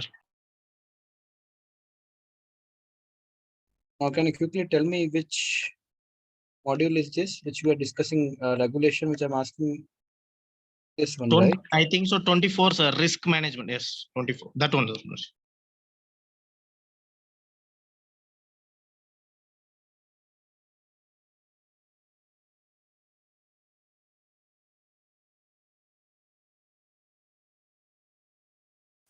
Is it visible? Yes, sir. Yes, sir.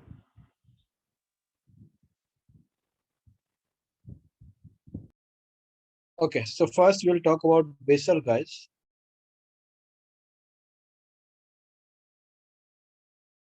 Right.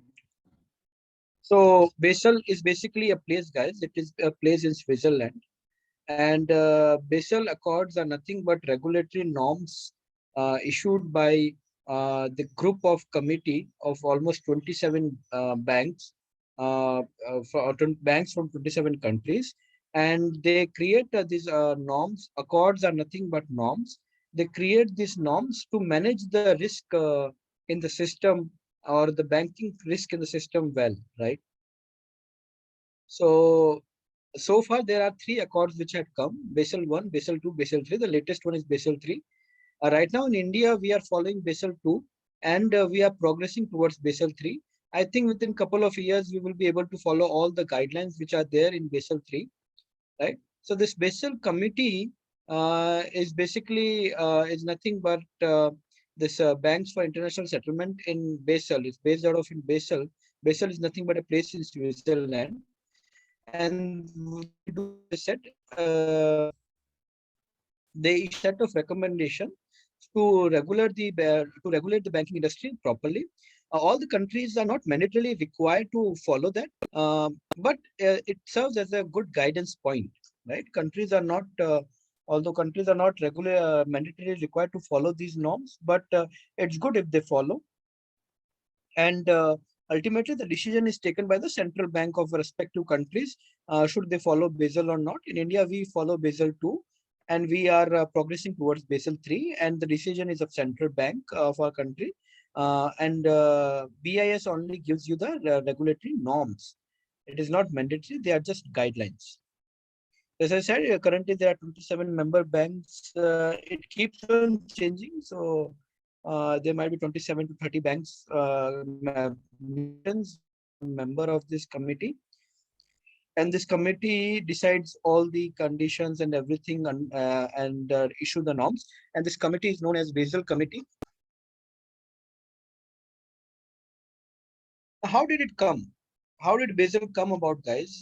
This is linked with a failure or settlement failure of a bank. It was a Germany-based bank, Herseth Bank. Okay, in 1974, on June 26, 1974, so Herseth Banks was largely involved into foreign currency transaction. So it used to do international transaction settlement.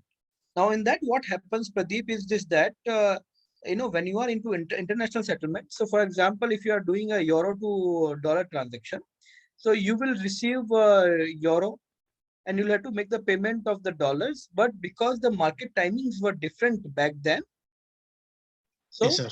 if you are receiving euro today, you would be receiving paying dollars tomorrow. There was a lag of 1 day because of operating timings in each of the country, right? And that's because of which this issue happened. So what happened in this is that Herseth Bank had taken all the currencies which were required as a part of settlement in Europe, right? But did not make the payment in US dollar next day. As soon as it received all the money, the government of Germany declared the bank a bankrupt. So suddenly, or all of a sudden, next day, all these creditors who had to receive dollars couldn't receive the payment from Herseth Bank. So it creates a large scale failure and problem, which made people think, and the banks of various countries think deeply about this counterparty risk. And because of which the committee got formed, and they discussed and they named the committee as Basel Committee, and they started discussing of coming up with some principles or guidance which should be followed by the countries to avoid these kind of incidences in future. So they kept on discussing for 14 hours, and the first Basel 1 had come in 1988, as you can notice, right? So the failure had happened in 1974, but the first Basel norm had come in 1988. So it took them 14 years to come and discuss and come up with this Basel norms. Any confusion so far, guys? No, sir. Clear, right? Okay. So one of the basic norms required, Basel norms requires for the banks to maintain something called as capital adequacy ratio. What is capital adequacy ratio? We know that, guys, banks generally take borrowing and then lend the money, right? Yes or no? Yes, sir. Yes, sir. For example, if bank has taken a borrowing of 100 rupees and lent the money 100 rupees, out of that one of the account has become NPA worth 20 rupees. Now tell me who is going to bear the loss? Bank borrowed how much money? 100, right? So that lent how much money? 100. Now the money which the bank lent of 100 rupees, out of which 20 rupees didn't come back to the bank, the account become NPA. Now tell me who is going to bear that loss? Hello? Whose loss is that? The banks. अरे bank का पैसा है ही नहीं ना, is the bank's money. Hello? It has borrowed, yeah. Whose loss is that? Hello?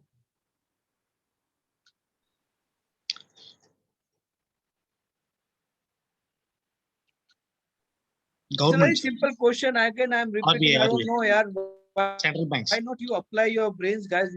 Whose loss is that? Central bank, sir. Why central bank? Is central bank a party into this transaction? They are Bank lending money. borrowed money from. Forget about everything. I'm asking a simple question, guys. Bank borrowed money from someone, lent it to someone. Now people who have taken the money from bank, out of which they are not paying 20 rupees back. Whose loss is that? Depositors. Depositors' loss. Why are you taking 1,000 hours to explain one basic answer, Srivastava? Where were you hiding so far? No, Sumit, It's a the simple first question, time I did right? not get. Yeah, sorry. Bank borrowed 100 rupees. What? Sorry. If in the interview, if you'll ask the interviewer to repeat question 5 times, do you think you will be recruited for this role? No, Sumit. Then I don't know why there is so much of leniency.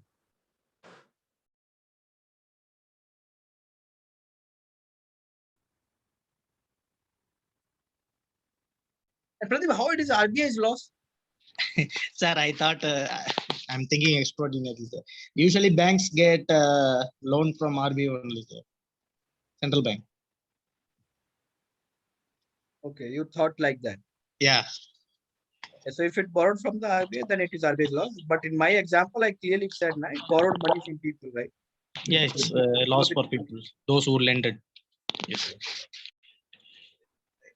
So that is used to happen earlier, guys. But to overcome under Basel norms, one of the Basel norms which was capital adequacy ratio. That if bank wants to give 100 rupees of loan, it needs to maintain 10% capital adequacy ratio. That means what? 10 rupees should come from bank's own capital. 10 rupees should come from what? Bank's own capital. Own capital. And if any loss occurs, whatever money they are lending, if it doesn't come back, up to that, first it will be borne by bank's own capital. For example, bank has given a loan of 100 rupees and 20 rupees didn't come back. Out of that 20, first 10 will be loss will be borne by whom? Bank itself. Bank itself. Yes. Next 10 rupees loss will be borne by depositors. Again, why I don't know you are taking that much of time to answer. 20 rupees ka loss hua hai. If it is a loss of 20 rupees, banks is owning 10 rupees loss. The next 10 rupees is going to be borne by whom? Depositors. Depositors, right? Is it clear, guys? Yes, sir. What about others? Yes, Sumit. Yes, Sumit. All right. So this is capital adequacy ratio, guys. Capital adequacy ratio was introduced in the Basel norm so that banks can bring on their own capital. And they should not just rely on deposits which they are receiving. So that the loss first can be borne by the bank itself. So that to safeguard depositors' interest. Is it clear? Yes, sir. Capital adequacy ratio, CAR. It is also known as what? CAR, right? Yeah. Is it clear? Hello? Yes, sir. Yes, sir. Yes, Sumit. How is it calculated? Bank's own capital divided by bank's total money available for lending. So if bank's own capital is 10, and borrowed capital is 90. Total money, how much is the total money available for lending? 100 rupees. 100%. Right? Yes, sir. So 10 divided by 100 into 100, that is 10%. Is it clear? Yes, sir. So the capital can be of two types, tier 1 capital and tier 2 capital. Tier 1 capital includes only equity and preference shares, and tier 2 capitals would include what? Banks borrowed capital, bonds, issuance of bonds. Banks can also issue bonds, right? So that is known as what? Tier 2 capital. Is it clear? Tier 2 capitals. So tier 1 capital is what? Banks own capital. Tier 2 capital is what? Banks borrowed capital. Borrowed capital. In tier 1, it is not only equity, they can also be preference shares, right? Yes, sir. Now, these are the three accords, guys. The first Basel 1 comes in which year? 1988. Basel 2 came in which year? Basel 2 came in which year? 2004. And Basel 3 came in which year? 2010. Right. So every Basel is an improvement on, every subsequent Basel is an improvement on its previous Basel norm, right? So Basel 1 focused purely on credit risk. How many risks are there? Credit, liquidity, liquidity market, and operational risk. Operational right? risk. Yes, right. So Basel 1 only relied on credit risk. Credit risk. It defined the capital and structure of risk weights. Minimum capital adequacy ratio required was how much? 8% of risk-weighted 8% asset. of risk-weighted asset. What is risk-weighted asset? You need to understand. Basel 1 defined weightage as per the type of loan the bank is giving. For bank, what is asset? What is asset for a bank? Loans provided. Loans, which it is loans giving, right? lended. Yeah.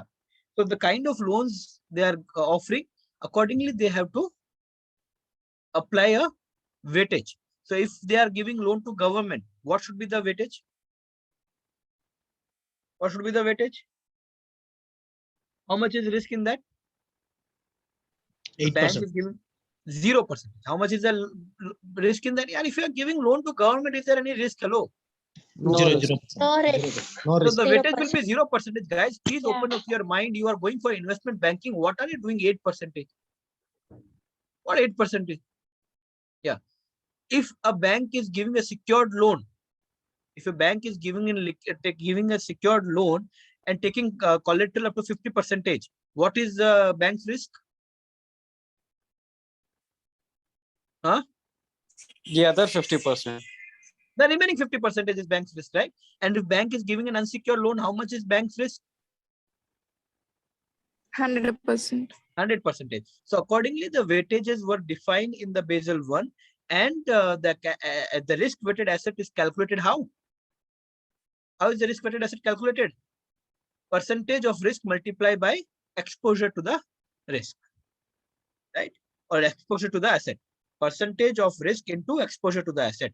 So loan given to government into risk in government loan, plus loan given to secured into risk in secured loan, plus loan given to unsecured into risk in unsecured. Is it clear? That is how total risk-weighted assets are calculated, and 8% of that needs to be considered as what? Capital adequacy ratio. That means 8% of risk-weighted assets needs to be brought in by bank in the form of its own capital, right? Is it clear? Yes, Sumit. Any question, guys? Anyone? Any questions, guys? Anyone? Hello. Please ask me if you have any question, or confirm me that it's clear. Again, nobody is responding. Clear, sir. It's clear, Sumit. Okay, Abdul, can you tell me, is there any question? No, sir. Agreem? No, sir. So Hello. why it is taking so much of time for you to speak, Agreem? Why is there a requirement to take your name? Can't you just unmute and confirm to me that no, there is no question? Huh? I think my voice is not audible sometimes. You're completely audible. Okay. Who said you're not audible? I can hear you when you speak. I can hear you. Okay, okay. So But then if you're not speaking, how would I get, how can I hear you if you're not speaking? I am not Lord Krishna, right? Yeah, Aarti, tell me. Is there any question? No, Sumit, it's not. It's clear, but because there is an electricity issue, and I'm working No, on no. mobile. Did I ask you any question other than this? I asked you, No, is there no. any question? You just tell me what I asked you, right? I didn't tell you, No. na, that why did you Yes, reply? yes, yes. Yes. Okay. Don't give me extra. Yes. Yeah. Shubham, any question? No, sir. I have said no. Okay. Vishwanath, what about you? Any question? Vishwanath Nawali, are you here only for attendance? Hello? Can you please confirm to me, is there any question? Not speaking. Okay. Now, Basel 2 norms. So Basel 2 norms were an improvement on Basel 1. Basel 2 norms required the banks to maintain capital adequacy ratio, better risk management techniques, and focused on all three types of risk. You know what three types of risk Basel 2 said? Any idea? Any idea, someone? What are the three type of credit risk which Basel 2 would have covered? Hmm? What are the total type of risk? Tell me, यार क्या है यार कितने सारे risk है बता दो ना मुझे. How many risks are there? Business risk, financial risk, sir. Financial risk, market risk, credit risk, and financial risk की बात कर रहे हैं ना. अभी अभी अपन ने कंफर्म किया था ना that the Basel 1 focus only on credit risk. It didn't focus credit on risk, yes, sir. it didn't focus on liquidity, operation, and market risk. market. Now, can you tell me what are the total four risks? Any idea? Basel 2 covered which risk? Okay, if you don't have idea, I'll tell you. I think it covers liquidity risk. No, it didn't cover liquidity risk. It covered credit risk. It covered credit risk. It covered three risks. If it didn't cover liquidity risk, can you not tell me what are the three risks it covered? Credit risk, operational risk, and market risk. Yes, credit risk, market risk, and operational risk. I'm clearly telling you, it didn't cover liquidity risk. So what are the three risks which are left? You can just take the name of it, right? Yes, sir. Right? You need to be smart. This is how, otherwise it's impossible. Yeah. So focus on three kinds of risk, which are those: credit, market, and Operation. Operational. And mandatory disclosure of risk exposure. The banks were required to disclose all the risk which they are taking clearly. Now, in Basel 3 came in which year? 2010, right? Basically, Basel 3 was a response because of a very important financial event, incident which had happened in which year? 2008. So it covered all the four vital parameters: capital, leverage, funding, and liquidity. So in Basel 3, you didn't only cover credit risk, you didn't only cover market risk, you didn't only cover operational risk, but it also covered what? Liquidity risk. Yeah. And it also gave a lot of focus on leverage. What is leverage? What is leverage? Equity to debt ratio. Like leverage is basically taking loan. Leverage is what? Taking loan. borrowings. For bank, what is borrowings? Deposits. So you need to maintain a proper leverage ratio. That's what covered in Basel 3. For example, if bank has given taken a loan of 99 rupees and put its own money 1 rupees, what is the leverage for bank? Bank has borrowed 99 rupees and put its own equity of 1 rupees. What is the leverage? 99 rupees, sir. 99 times. Hello, what is the leverage? 99 times, right? So, which is very risky, right? So, in order to cut down the leverage, Basel 3 also focused on cutting down the leverage the bank can take. Is it clear what is leverage? Yes, sir. Yes, sir. Okay. Yes, sir. Right. So basically, Basel focus mostly on credit risk and define capital structure and risk weightage. Already told you. So, for example, if it is a home loan, lower risk, so lower risk weightage. If it is personal loan, higher risk weightage, right? Yes, sir. Yes, sir. Basel 2 had 3 pillars, guys. In Basel 2, there were 3 pillars. What are those pillars are? Minimum capital requirement, pillar number 1. Pillar number 2 is supervisory review process. Pillar number 3, market. Market discipline. Right. So what is market discipline? Basically, regularly disclosing all the actions taken by the bank and maintain discipline. Basel 3. Now, Basel 3 was an improvement on Basel 2. Number of pillars remained the same, but a lot of enhancement had come. So what is pillar 1 in Basel 2? Minimum capital requirement. Basel 3 is what? Enhanced capital requirement, right? And one more thing which is added in pillar 1. What is that? Liquidity requirement. What is that? Liquidity. Why? Because Basel 3 didn't only focus on 3 risks, it focused on all the 4 risks, right? 4 risks, yes. Now, Basel 2 में second is supervisory review process. Basel 2 में, Basel 3 में pillar 2 is enhanced supervisory review process. Basel 2 में pillar 3 is what? Disclosure and market discipline. Pillar 3 in Basel 3 is what? Enhanced risk exposure and market discipline. So everything was at an enhanced level. Now, what's new in the Basel 3? Read it. Who would read it? Yes. Okay, read it. Better capital quality, stricter definition of capital, higher loss absorbing capacity. So what is that? So with respect to maintain capital, they made the definition of the capital strict and introduce laws about introduce those capital or ask the bank to take those capitals which can absorb the loss. Which kind of capital can absorb loss? Equity, right? Yes or no? Hello. In Yes, sir. equity, Yeah. equity can absorb losses. Yes or no? Yes, sir, it can. Right? Yeah. Why equity absorb losses? Because companies are not in liability to pay back the liquidity. Yes or no? Hello. Yes, sir. The preference of equity is what? Preference of equity is what? In terms of bankruptcy, who is the first who receives the liquidation preference last? Sir, lenders will get the first preference. Yeah. Equity holders will get the last preference. Right. That means if they can absorb the maximum loss. Yes or no? Yes, sir. Right.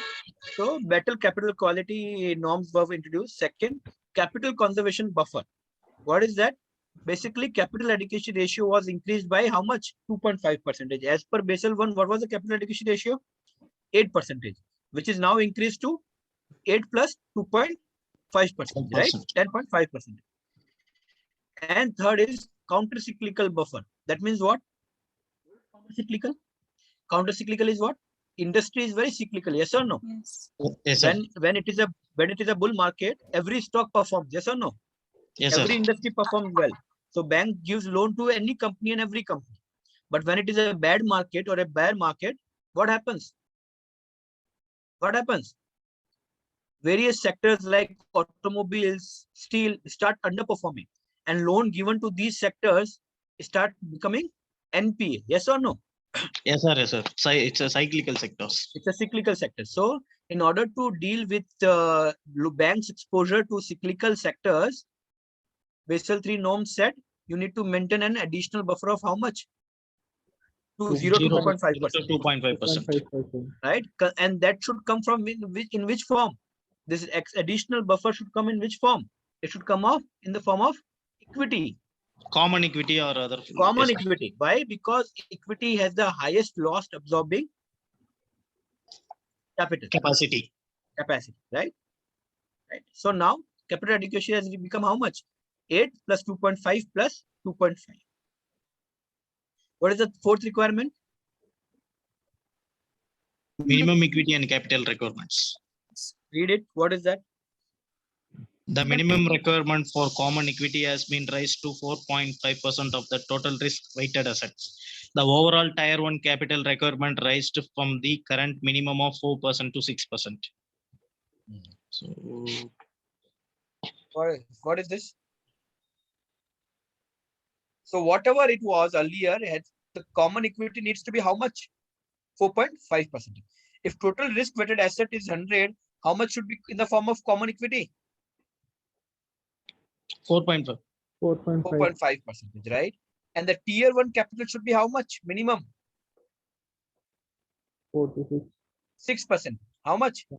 6%. Current minimum of 4% to 6%. Earlier it was 4%. Now it is increased to 6%. 6%. So in tier 1 capital is if 6% minimum is required. 4.5 should come from where? Common equity. Balance can come from where? Preferred equity. Yes or no? Yes, sir. Tier 1 Tier 1 capital. capital is made of how much? Common and preferred. Common and preference. Right? If 4.5 mandatory needs to be come in the form of common, then balance 1.5 can come in form of what? Preference. Either Preferred. common or preference, right? Yes, sir. Then fifth is leverage ratio. What is leverage ratio? The capacity of how much bank should take loan, right? So that also a cap has also been put in leverage ratio so that bank do not take excessive leverage, right?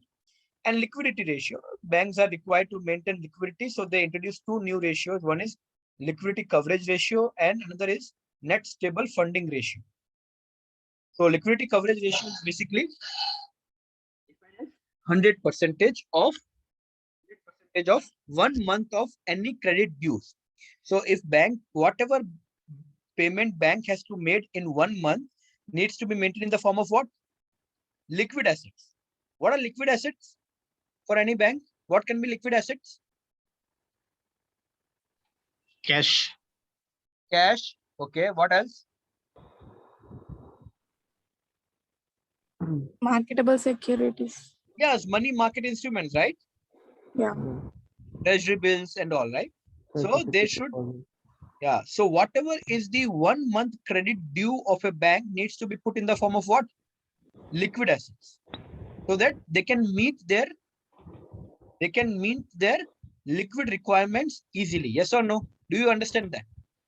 Yes, sir. Yes, sir, Liquidity coverage ratio is introduced at 100% of 1 month of credit dues, any dues for the bank. Okay. Is it clear? Yes, sir. Yes, sir. Yes, And the sir. last ratio is net stable funding ratio. What is that? So, guys, we just discussed in the risk that there can be a lot of mismanagement in asset and liability. So tell me, and let me ask you a question. For example, if bank has borrowed 90 rupees from borrowers in the form of 2 years FD.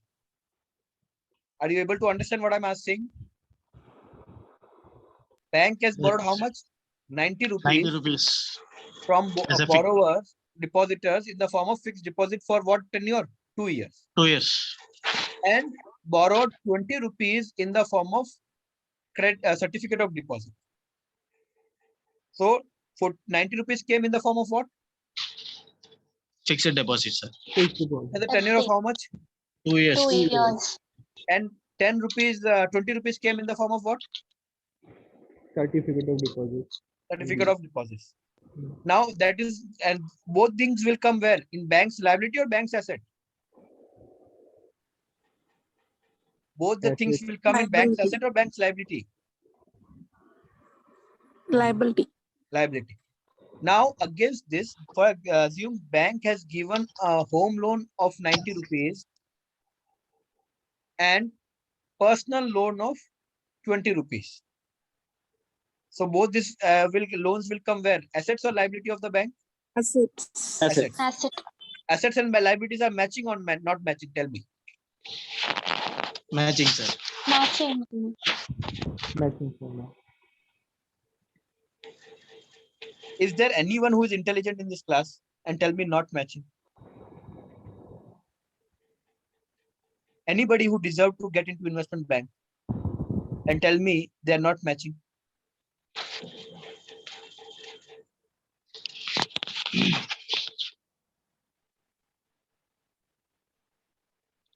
Sri, anyone, guys, any one participant who can just tell me that they are not matching. Tell me the reason why they are not matching. Agrim Gupta, can you tell me that they are It is not not matching, Sumit, because as per the Basel Accord, a percentage should be a percentage of Not capital should about be from bank. percentage. It was home loans tenure is how long? Yeah, it should be more than like 15 years. So it's a long term. 20 years, 30 years, right? And Yeah, the liabilities which they have borrowed is for what tenure? not so much. अरे not so much क्या बोल दो ना कितना clearly बोला ना मैंने कितना है. Can you not just tell me? I clearly defined 2 times. I said 2 that for years. how 2 long years, they sir. are taking the borrowing. What is 2 the tenure of the years. borrowings? 2 years. 2 years. What is not so much, Srivastava? When I'm clearly defining the timeline. Yes. Yeah. 2 years, right? And what Yeah. is the tenure for certificate of deposits? What is the generally tenure for certificate of deposits, guys? Less than 1 year, sir. Less than 1 Less year. than 1 year. Right? And so against a liability which they have a tenure of 2 years or 1 year, they have issued a loan of how long? For what tenure? 30 50. years, 25 years. No home loan is for 2 years. Home loans are generally for an average 20 to 30 years. Yes or no? Yes, sir. Yes, sir. So where are they matching? No matching. Yes, sir. Get the point. I told you earlier or not, tell me asset and liability mismatch Yes, sir. Yes, sir. when we were discussing operation liability. So anybody has any confusion on this, tell me. No, sir. It is not balance sheet ka total nahi karna hai, agreement. It is not the total of the balance sheet of asset and liability. They are matching or not. Yes, I got it now. Right? It is Yeah. a type of liability agreement they are creating and the type of assets which they are creating, right? Are they having match or not? Not much. So a stable funding ratio needs to be maintained, right? Yes. So that is what it is. Otherwise, it will have what? Liquidity issue. Why? Because after 2 years, all the depositors will come for asking for money, but Yes, sir. they cannot go to the home loan borrowers and make the prepayment, right? And ask for the prepayment. It is not possible, right? Yes or no? Yes, sir. Right? So this is a liability mismatch which needs to be maintained. So a net stable funding ratio needs to be introduced. This is what the liquidity problem I talked with. A lot of financial companies faces with liquidity risk. So this is what liquidity risk, which was not earlier there, Sadhika, in Basel 1 or Basel 2, but got introduced in which Basel? Basel 3. 3. And it results into 2 ratios, liquidity coverage ratio and net stable funding ratio. Clear? Yes, ma'am. Is it clear? Okay. Now, Yes, guys, sir. I guess this is too much for today on regulatory. There are 4 more regulatory norms which are left. But if I cover all the thing in one go, it can create a lot of problems for you. So we still have 1 hour and more time, right? क्या कर रहे हो? We have 1 hour. Yes or no, guys? Yes, Yes, Sumit. Sumit. So let's spend 1 hour in understanding. Let's use that as a refresh. Now you can ask me any concept, guys, you want to ask, and we will discuss that. Let's make it refresher. Let's repeat the things which we have talked in any of the level 1, level 2, level 3.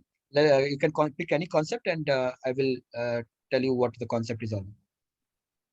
Yeah, because it will become too much, guys. If I'll take regulation, I already covered risk management. If I'll cover all the other regulations, everything will get hodgepodge. Are you able to understand? You would mix it. Yes, sir. The regulation Yes. of Basel, you might mix it with the Dodd-Frank, and the Dodd-Franks you can mix it with MiFID, and that's what I don't want. Okay, so yeah, so let's use it for reflection on our earlier refreshers on our earlier concepts which we have discussed. Yeah, guys, please Open up and ask questions. Sir, NDF contract. NDF, non-deliverable forward contract, right? What is that? Who will tell? What is NDF contract, guys? We discussed it as a part of FX, right? FX markets, and we said NDF contract is a contract in which the currency is nothing but a non-deliverable currency, the currency which cannot be delivered, right? Which are deliverable currencies and which are non-deliverable currencies? We discussed it over here. US dollar, Canadian dollar, GBP, JPY, Euro, Swiss franc, right? Singaporean dollar. All these are what? Deliverable currencies. That means there is no restrictions in the holding or transferring of these currencies by their regulatory authorities. But on the contrary, INRs, CHY, RR, Ringgit, Thai, Taka, PKR, all these are what? Non-deliverable currencies. That means there are huge restrictions on holding and transferring these currencies by the regulatory bodies. And if any two parties are entering into a contract where the underlying is a non-deliverable currency, and I given this example, wherein KKR hedge fund is long in INR. What is INR? The underlying asset is INR, right? INR is a deliverable currency or non-deliverable currency? Non-deliverable currency. No. And because INR is non-deliverable currency, can we enter into a contract, forward contract for non-deliverable currency? Yes, we can enter, but the settlement will not happen in INR. The settlement will and the real currency will not be exchanged between KKR and Goldman Sachs, but the settlement will happen in cash settlement format, right? Physical form settlement, that means real transfer of INR to Goldman Sachs from Goldman Sachs to KKR hedge fund is not going to happen. Why? Because INR is what? A non-deliverable currency. Non-deliverable currency. So settlement will happen in what? Settlement will happen in domestic currency. Their domestic currency. So for KKR hedge fund and Goldman Sachs, domestic currency is what? US dollar. USD. So whatever is the exchange value changes, that would be calculated, and accordingly that would the profit and loss, the net profit or loss would be exchanged between both the parties in their domestic currency. Here for Goldman and KKR, the domestic currency is USD. Is it clear? Yes, Is it clear? Yeah. Another Yes, sir. question? Yeah, another question.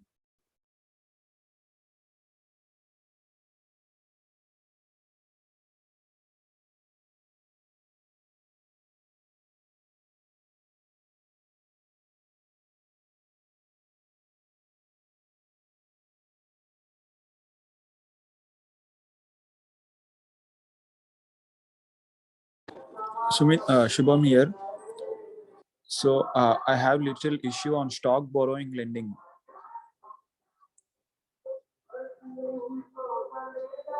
Okay, can you tell me what exactly is the issue? Like haven't listened that class. So like when I was taking the exam in Ematicus, so I faced some issue over there. Like what exactly is that? Have you gone through my video session? Shubham, have you gone through my video sessions? No, Sumit. You should have gone through it, right? Without going through the video session, how were you able to take the exam? Why did you take the exam if you haven't gone through the concept yet?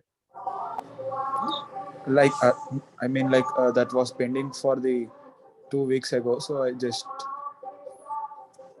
So first, then how would you boss clear the exam if you haven't gone through the concept and you are taking the exam? That is not a right strategy. Yes, Sumit, that is not right. So who will explain SBL, guys? We can just talk about the basic of SBL. We can't take the entire session over here, Shubham, right?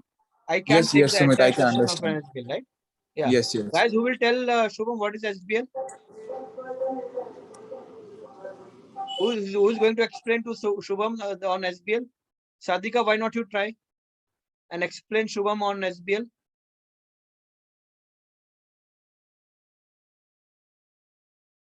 Sadhika, are you there?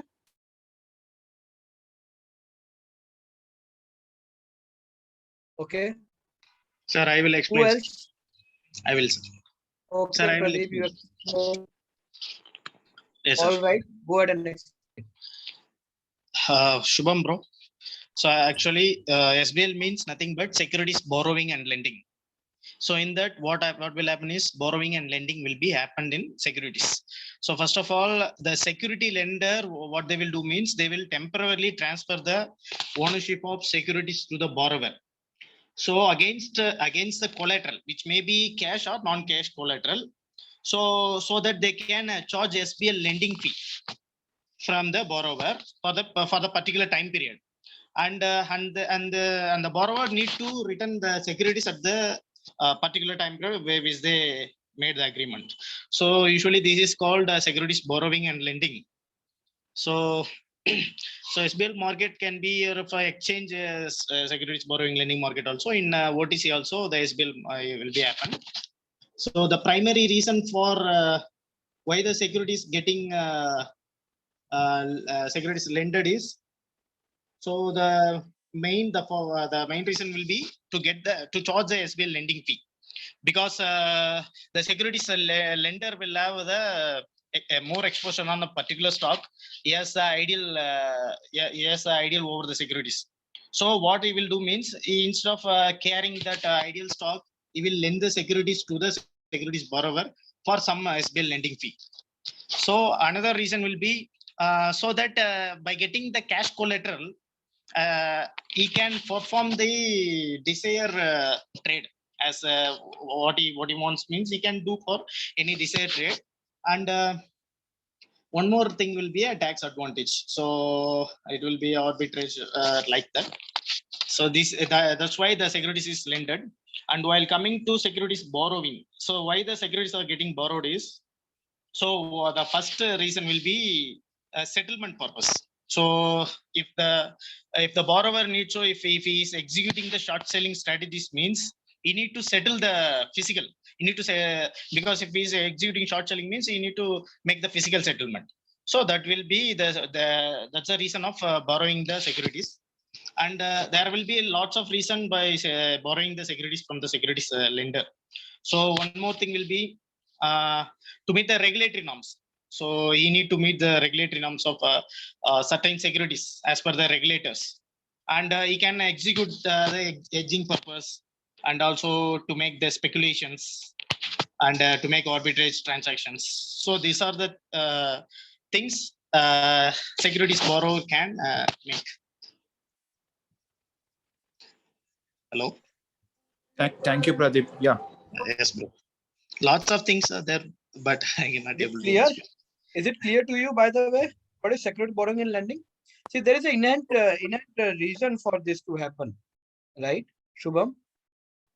See, somebody is having extra securities with them, which is lying idle, and they want to earn a security fee on it, right? And somebody needs to make some settlement for which they need security for short term. Rather than buying those securities in the market, they can enter into what? They can enter into a transaction with security lender and borrow the securities for short term. Does it make sense to you? Yes, Sumit. Like I got confused, like because we need to settle that, as you said, that borrower takes the security, and like if he settles to someone else, then again you need to repay to the lender, right? This concept I was like getting some confused. Is it clear now? Yes, Sumit. I'll just go to the classes, to your class also once again, so it Yeah, will make more sense. Yeah, definitely. Yes, Sumit. Done. Okay, more questions, guys?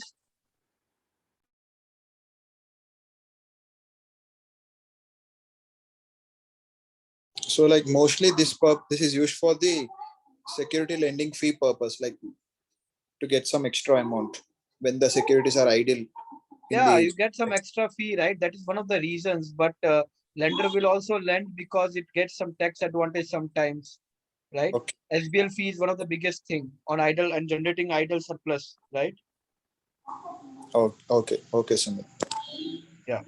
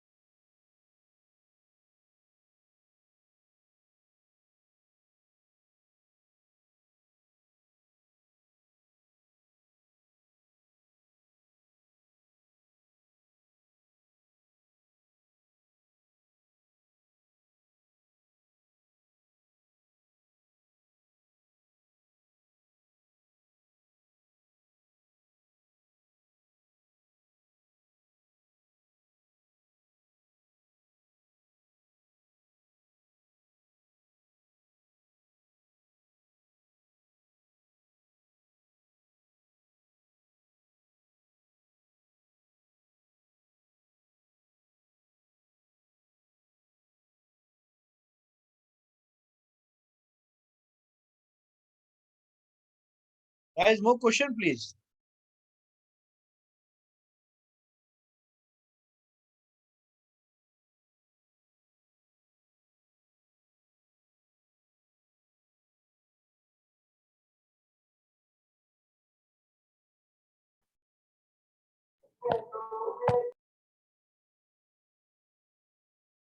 Guys, more questions. Let's do it, guys. I have taken your interviews. I know there are many concepts which are not very clear to you. Guys, why not you ask questions?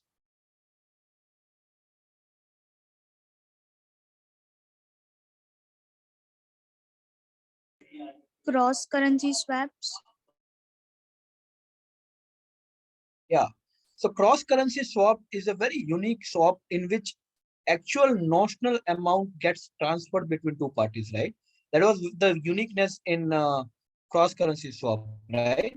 You guys remember that? Who remembers it? Yes, sir. In cross currency Samir. swap, the notional amount getting exchanged. Other Right. other swaps, notional amounts cannot be exchanged. So So who will there are explain three cross legs currency in swap? cross currency swaps. Yeah. What are the three legs? Yeah, so just So the let's first explain leg it is in a the very initial exchange of easier. the No. Just give me a second. Just give me a second. Let's not explain it in a All right. arbitrary manner. Let's explain it in a step-by-step manner. Yeah. So who is going to explain first? Clear me that. Who would explain it? Srikara, who you wanted to explain, right? Sivassa, you wanted to explain? Hello. Now when I'm I can, asking, Sumit. nobody's saying anything. Earlier, Probably I both think there is a people were delay, speaking Sumit. I'm together. facing network issues here. Probably there is a delay. You would like to explain or not? Tell me. I can, yes, I can. Okay, now explain in a step-by-step manner. Just don't jump on anything. Okay? Yeah, explain it. What is cross currency? So yeah, there are two parties for this swap involved. Though, so it is a requirement of two parties for the different currencies. They meet each other and they wish to get in this contract where a person requires another currencies. So in this swap, the notional amount is exchanged between the counterparties. So that happens in the first leg. And the second leg is the exchange of cash flows between the counterparties. And the third leg is again the re-exchange of notional amount, and the cross-currency swap comes to an end.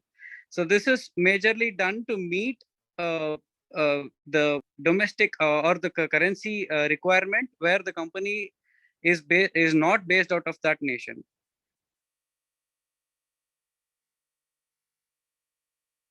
All right, Pradeep, would you like to explain it once more? Yes, sir. Same thing. So, first of all, the cross currency swap, the main reason for executing the cross currency swap is the company from different countries need to set up their business in foreign countries. They will enter. Usually, they will enter with the cross currency swap. So, what is the special about cross currency swap is here the notional amount getting exchanged. So, in the first leg, they will exchange their notional amount. For example, let us consider two companies. So in Tesla from US and Rolls Royce from UK. So what they will do, UK wants to set up their business in US. Similarly, Tesla want to set up their business in UK. For that, they need a currency. For that they need a domestic foreign currency to set up the business. So they will find the similar requirement, so that they will find each other. In that case, what they will do means they will for example, Tesla is issued their bonds in the US market. Similarly, that Rolls Royce also issued their bonds in GBP, Great Britain pound. So what they will do means they will exchange their notional amounts at the very first leg, and then on second leg, what they will do means they will exchange their cash flows for those because they issued their bonds for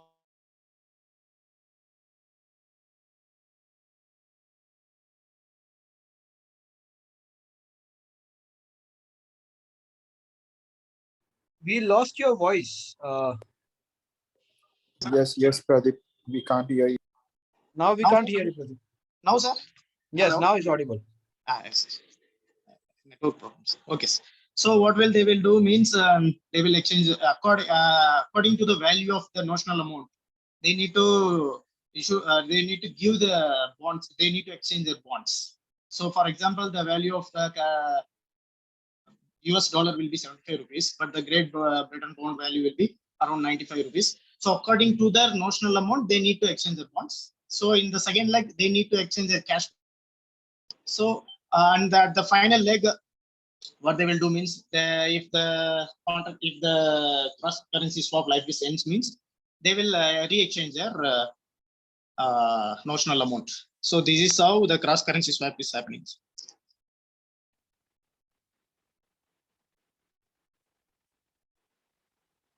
Is it clear? What is cross currency swap? Yes, sir. All right. Any more questions, guys?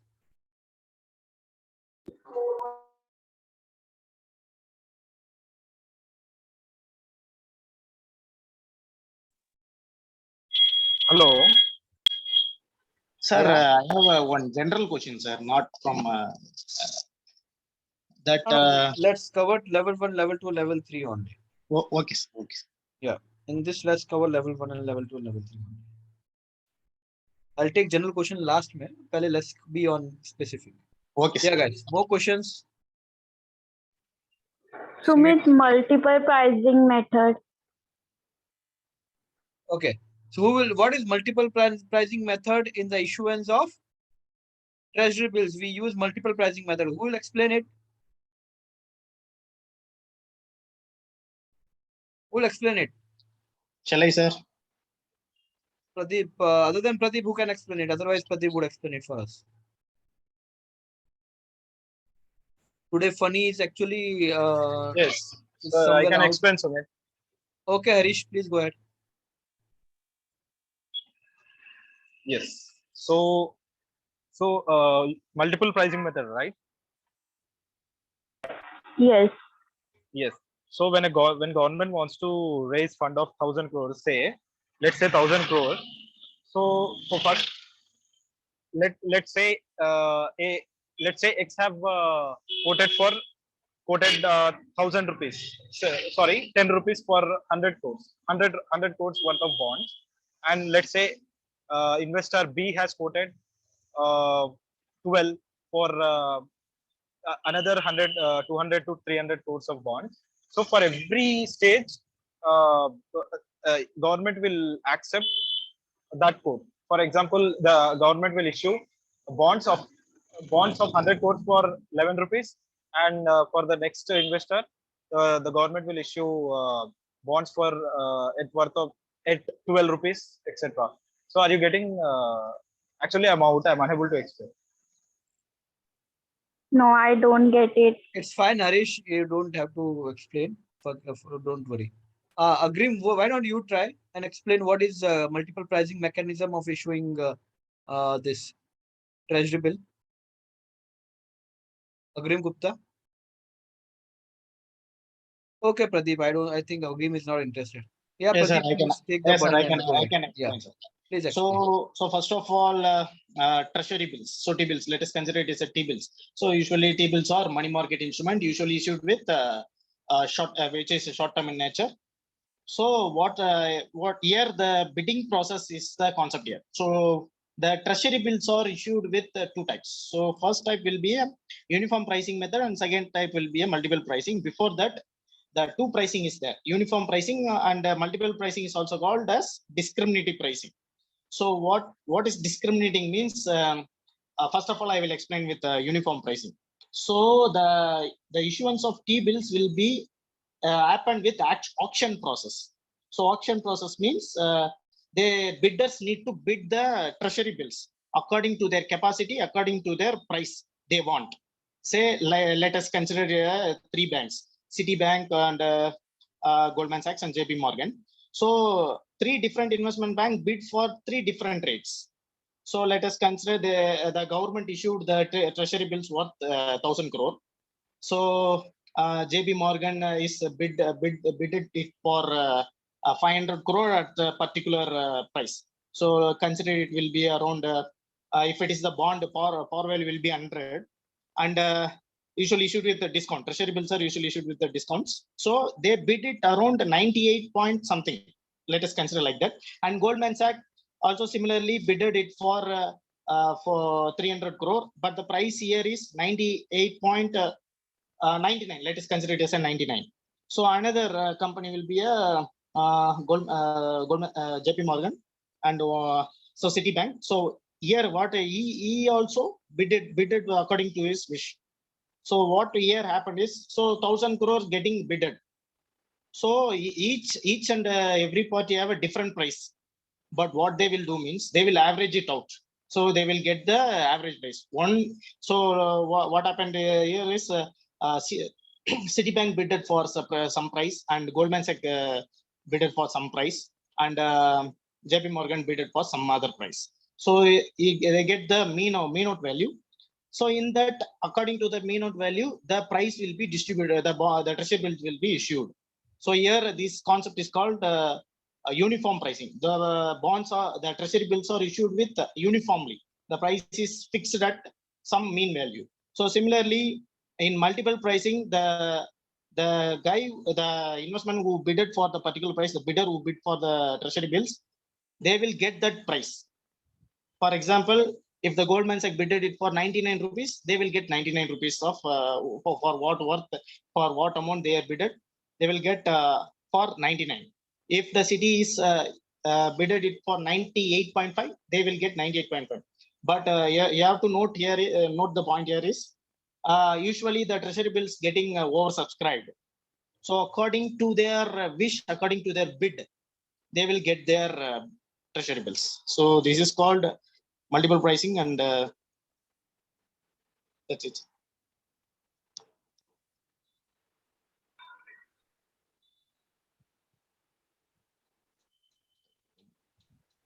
Okay, thank you, Pradeep.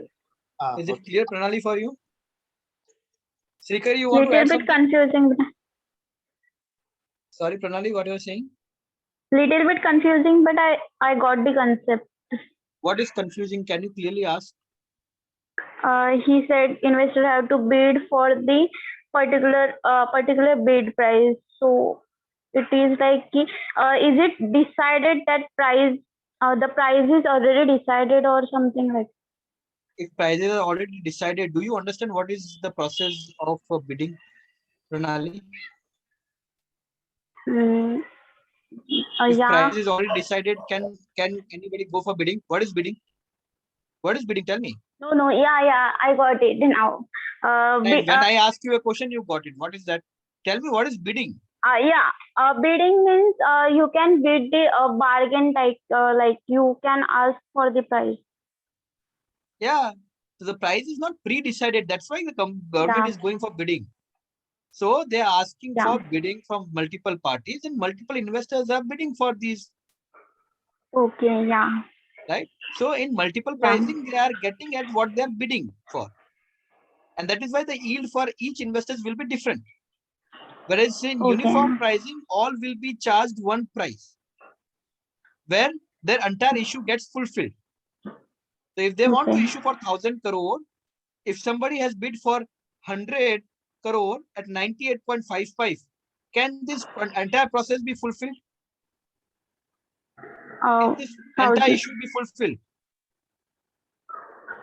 No. At the price of 98.55, some dealer is asking for 100 crores. Can this entire issue is fulfilled at this price? 100. No. No, only 100 crore rupees can be fulfilled. Still 900 crore rupees of issue 100. Yeah.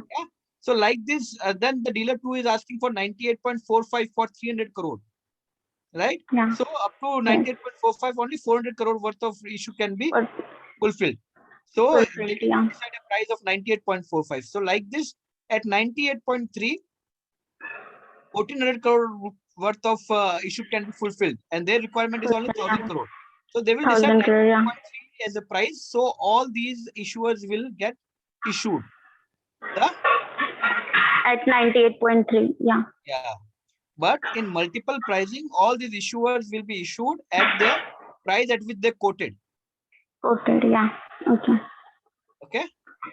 Yeah, got That is it. why every investor's yield will be different. Yes. Is it clear now, or is Thank this you. still confusing? No, it is clear now. Okay. Another question, guys.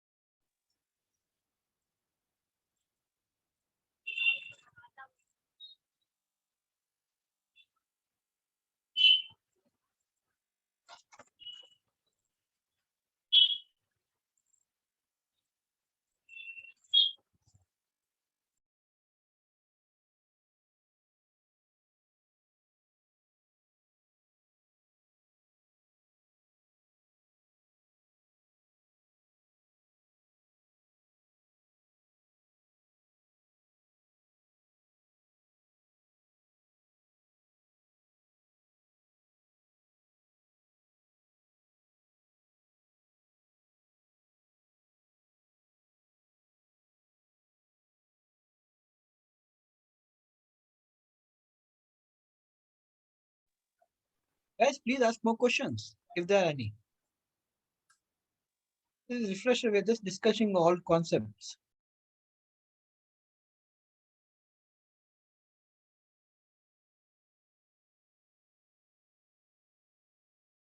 No more questions, Hello. guys? Yeah, Harish. So I request you to please explain the concept of rebate fee in SBL. When did you request that? I didn't hear you. Okay. I'm just now asking. Okay. All right. Yeah. So can you repeat your question? I don't understand. What did you ask? No. Please explain the concept of rebate fee in SBL. Okay. All right. So who would explain what is rebate fee, guys? In SBL, right? Who will explain Yes, what is yes. the concept of rebate fee, guys? We discussed it, right? Rebate fee. Yes, sir. Shall I? This is rebate fee. Yes. Please go ahead. Bro, actually, the SBL lending, SBL process is happened for giving the, by getting the SBL lending fee from the borrower. So that is the ideal concept of SBL lending and borrowing. So by keeping their ideal securities, they are giving that to some securities borrower so that they can generate the SBL lending fee. But if the collateral is given against as a cash collateral, so what happened is the security lender need to pay the some interest to the security borrower, because the collateral here is cash collateral. So that's why you need to pay some interest amount to securities borrower. So in here, similarly, securities borrower need to pay the securities lending fees to the security lender. So here the two concepts is there. So one is securities lending fee for the security lender, and the security borrower, if we give the cash collateral, he will get the interest. So if the securities lending fee is less than the interest means, then that fee is called rebate fee, bro. Hello. Harish, is it clear? They are done this calculation over here in the session, right? Harish, can you confirm? Is it clear?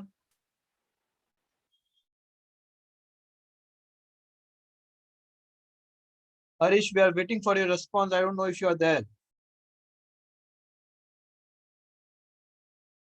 Seems Harish is not there, Pradeep. Okay, sir. No problem, sir. I No don't know problem. if it's left. Okay, so Agreem is saying his mic is not working. Can you explain the concept of NDO? Okay. So NDO we have discussed in the case of foreign exchange currency market, right? Yes, So sir. like NDF, Undeliverable. NDO is the same. It is just the difference is it's an option, right? Not a forward contract. It's an option. Hello? Yes, sir. It's an option contract. That's a green contract. So it's an option where the underlying security is a non-deliverable security, and that's why settlement has to be in cash, and the settlement currency should be home currency, right? Yes, sir. That's the only difference.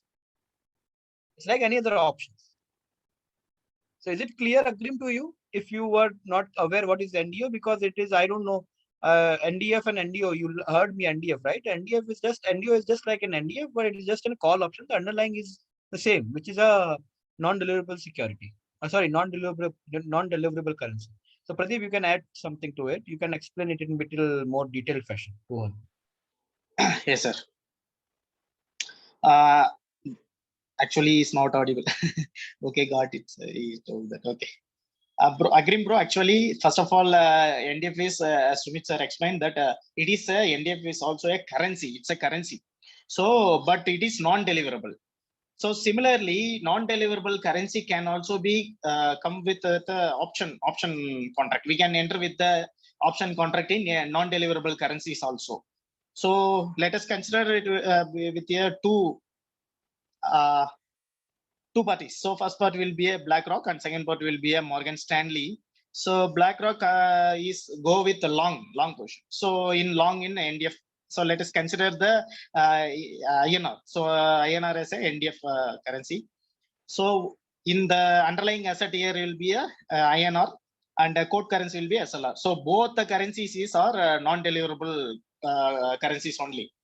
So and one more thing you have to understand here is in non-deliverable contracts, any one of the in non-deliverable currency or contract anything, any one of the currency should be non-deliverable currency. Without because if for example it will be one currency should be non-deliverable or else both the currency should be a non-deliverable currency. But in case of non-deliverable, any one of the currency should be non-deliverable. So here both the currencies are non-deliverable, and Morgan Stanley is on short in their contract. And here the settlement will be only cash settlement because both the currencies are non-transferable because it is illegal to transfer and holding the currencies. So that's why we need to have. That's why the settlement should be in cash. We should have one deliverable currency. So deliverable currency, some like US dollar, Japanese yen, Swiss franc, and Great Britain pound. So these type of currencies are transferable currency. That settlement should be happen only cash settlement, and that settlement should be happen with deliverable currencies. So in this case, what will happen if the base currency is INR? So INR is become if it's for example, let us consider the INR rupees around 10 rupees. And if it is reaches to 12 rupees, then the BlackRock hedge fund will be in profit because they went for a long position. No.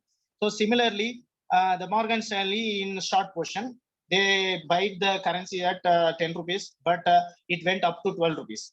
So Morgan Stanley will be in loss. So this is how the call option is happening. Similarly, if the vice versa, the thing will be happen like that. If the currency is the currency contract is 10 rupees, but it went to 8 rupees, then literally Morgan Stanley will be in profit of 2 rupees and BlackRock will be loss in 2 rupees. So this is nothing but similar to the options.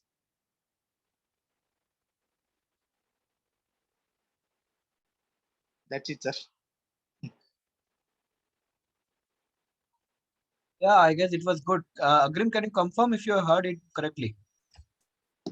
What, sir? I'm just asking Agreem to confirm in the chat if he has got it or not. Yes, sir. Yes, he replied. Harish, Yes. if you are back, Harish, are you back? Can you just please speak something because we are waiting for you long. Harish, will you please speak something? Harish, are you there? Pradeep has explained your concept. Can you confirm if you understood it? You haven't understood it. You haven't listened him. Harish, are you there? Hello. Harish, how many times should I take your name? Harish, are you there? Hello. Harish Kumar, are you there? Hello. His height of. Sir, actually, his mic symbol is not shown, sir. He's probably No, having. it's shown. It's shown now. Earlier it wasn't shown, but it is now showing. Harish, Oh. are you there? Hello. Okay, another question, guys? I don't know if Harish is interested in knowing the answers and he just asked the question randomly. Yeah. Any more questions, guys? Anyone?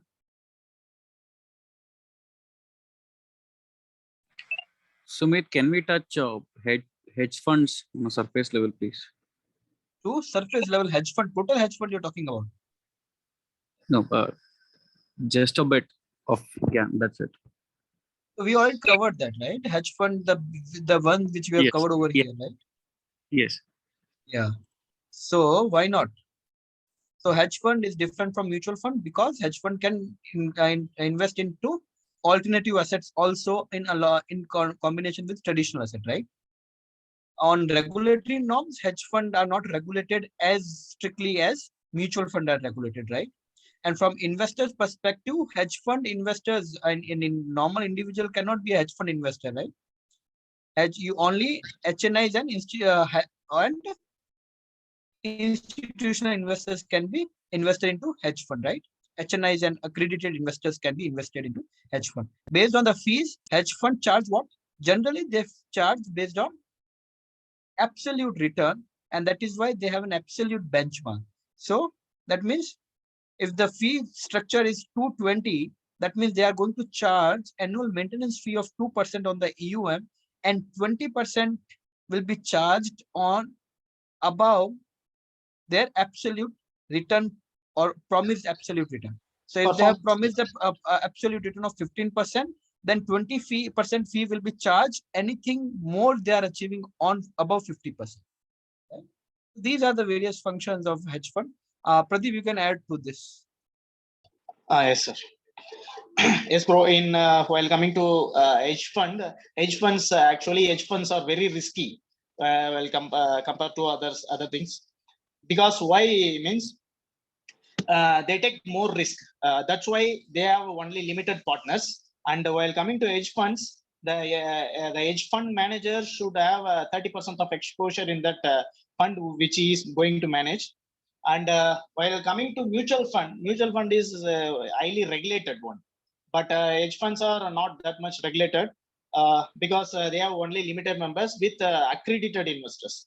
So while coming to mutual funds, all type of investor will be there, like a retail investor, high net worth investors. So here for retail concern, so it's have lots of regulatory regulation. So this will be come under SEBI norms and other regulation. So that because the money from retail investor is they need to be safeguard their money. That's why it's get lot more regulation. But while coming to hedge funds, usually the hedge funds investors will be very wealthy. That type of persons will be entered into the hedge funds. So that's why they are called limited liability partners. So according to their wish, because they take more risk while compared to mutual fund investors. In mutual fund investment, there will be lots of schemes are available according to their wish. If the investor is aggressive, if he need the aggressive returns, means he can go for aggressive funds. And for example, if the investor is very conservative, and if the investor is not you don't want to take that much risk, means you will go with blue chips schemes like that. But while coming to hedge funds, usually the investor expect more returns, so they took more risk. So this will be a major difference between mutual fund and hedge fund, I think so. There will be lots of things are there, sir. Yeah, Pradeep, thank you so much. Can you explain once again the benchmark and the absolute return? That would also be helpful. Yes, sir. So benchmark is nothing but the how can we explain that? That is the return which is replicated from the index fund. So top 50 funds are getting what is the return from top 50 Nifty? Let us consider it is a Nifty 50. The returns of that returns of the particular Nifty index will be the benchmark, will be the latest consider it. It will be compared against the returns of the top fund. So if the fund will get more returns than the Nifty returns, means it will be earning more returns. So it is beating the benchmark of Nifty 50 index return. So if it is less than that the index return, then it is underperforming the returns of benchmark index. So this is all about the benchmarks. So it's a standard returns.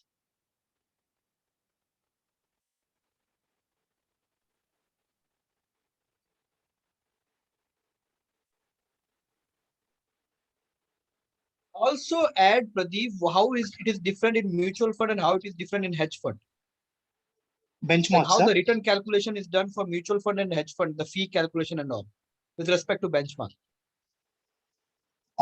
Fees calculation. So you are asking mutual fund and which one, sir? Okay, sir. Hedge fund. Okay, so hedge funds will charge two types of fees, sir. So first fee will be a maintenance fee. So it will be less, around 2%, and they will also charge the performance fee. So that is the actual fee getting from the hedge fund. So what is that fee is exactly means? So for example, if the hedge fund performing very well, and for 100 crore they getting 50% return over, so 150 crore, let us consider it is a 150 crore for the first year. They charge it as a 25% as is performance fee. So for 50,000, that is the profit of that first year. So for that 50 crore, they for 50 crore of 25% will be around how much? It will be around. Okay, let us, if it is a 100 crore means the 25% of returns will be 25 crore. So that fee should be also given to the hedge fund managers. So that is actual fee. And similarly, the management fee should be paid if the hedge fund is in for the particular year. If the hedge fund is in loss, means they're making the loss return to the investor, means they won't ask for the performance fee. Instead of that, they will ask for management fee only. This is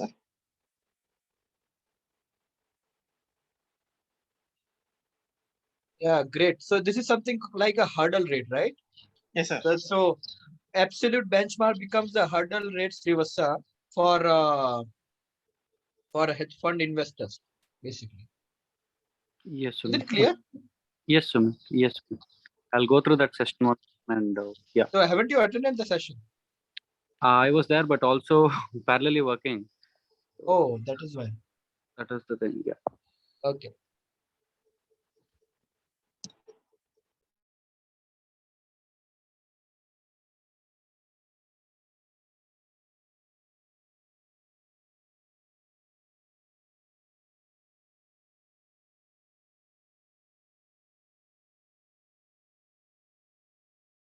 All right, more questions, guys.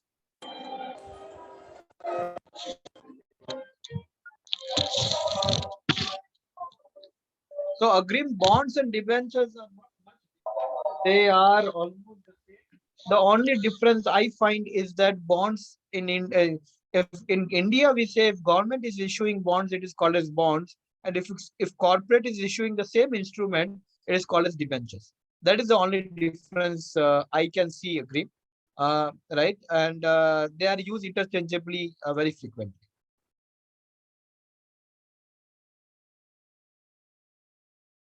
More questions, guys?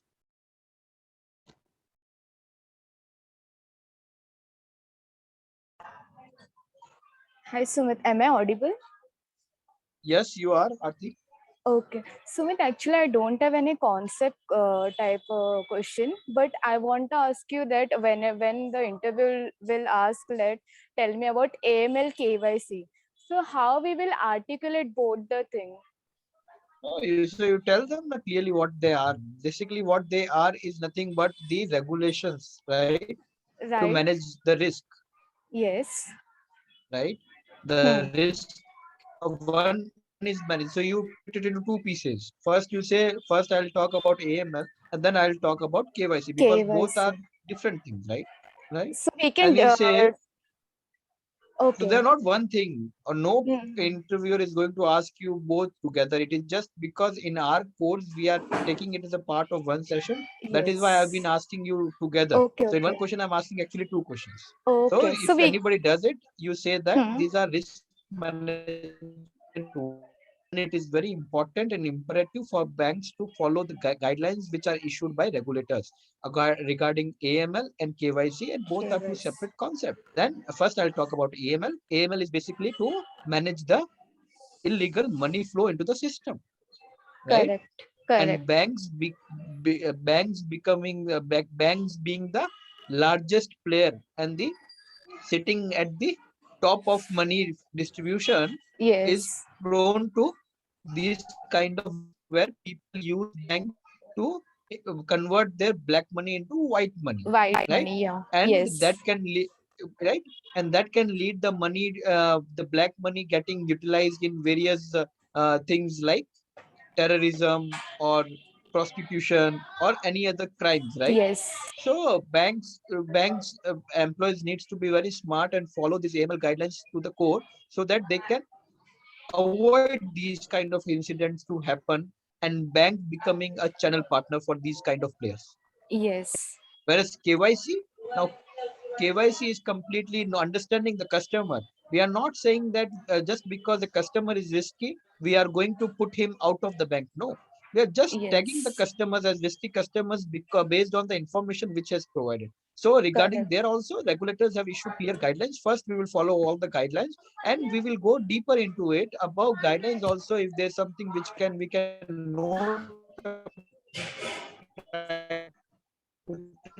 is a high net worth customer, if the Hmm. customer has high influence, if the customer has a political exposure, if the customer is not providing the documents on timely, if customers, whatever documents it is provided, doesn't match with the government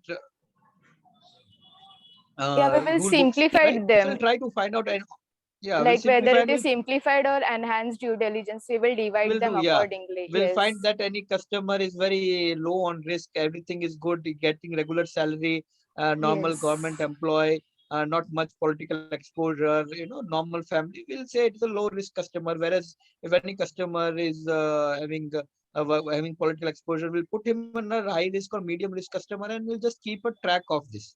Correct. Right? Got In it. his account, if any high what transaction is happening, can that and how where the money is, we'll try to trace it where the money is coming from and all.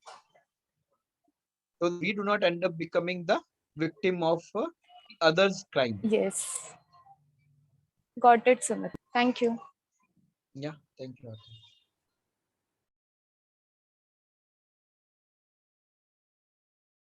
Any more questions, guys? Anyone?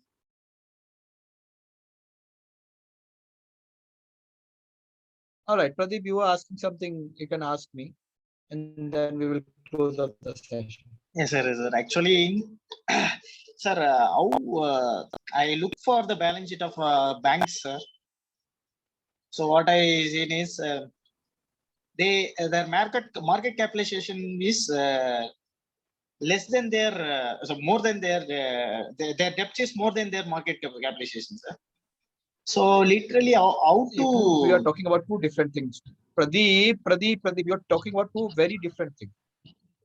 Yes, sir. Market is not a right. Market cap. You talk about either Sir. balance sheet or you talk about market cap, they are not comparable. Yes, sir. Do you understand that? Market cap is what Sir, people are voice is perceiving the bank to be growing.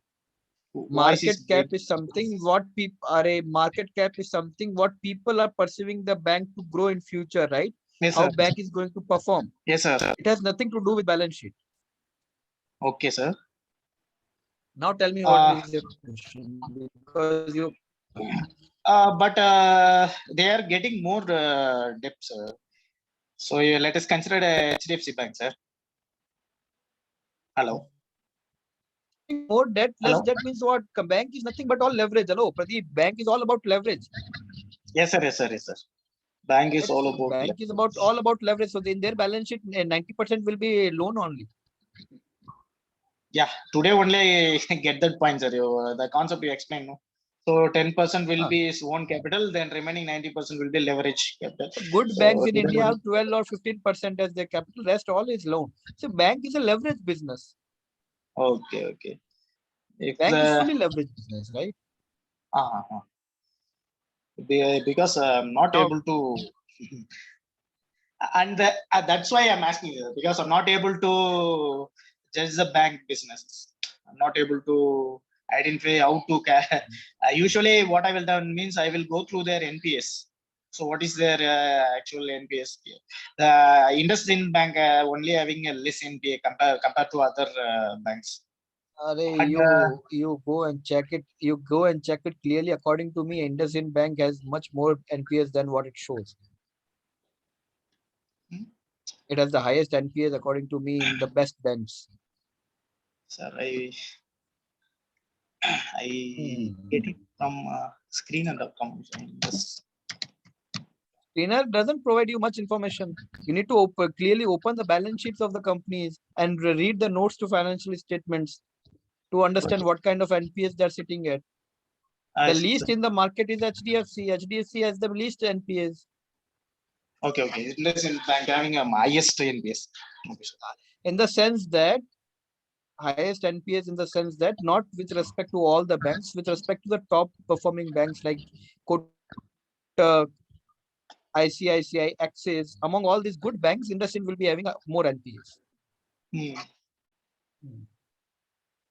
The net NPA for IndusInd is 0.22%, sir. Gross NPA is I don't believe in those numbers. Those numbers are not true. Yeah, it's showing like that. This is all accounting number. You need to go deep into the financial statement to understand that. Yes, sir. Yes, sir. Yeah, that's why last year it's got it gets not get more share price get more affected, sir, because of his non-performing assets. True. So to understand banks, I would recommend you read more and more on banks. Okay, sir. Right? So how to evaluate banks? If you read more articles on evaluating banks.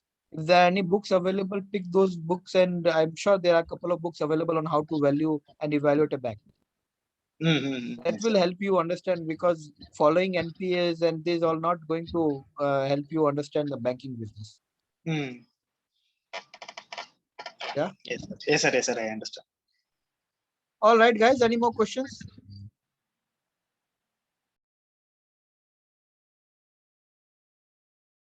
Anyone, guys, as part of refreshers. Harish, if you are there, we can talk again, because we were not able to hear you earlier. Pradeep explained you the concept, but we are not getting any response from you. Tell me if you have any question. Harish Kumar. Can you see Harish in the session, Pradeep? Harish is not in the session, right?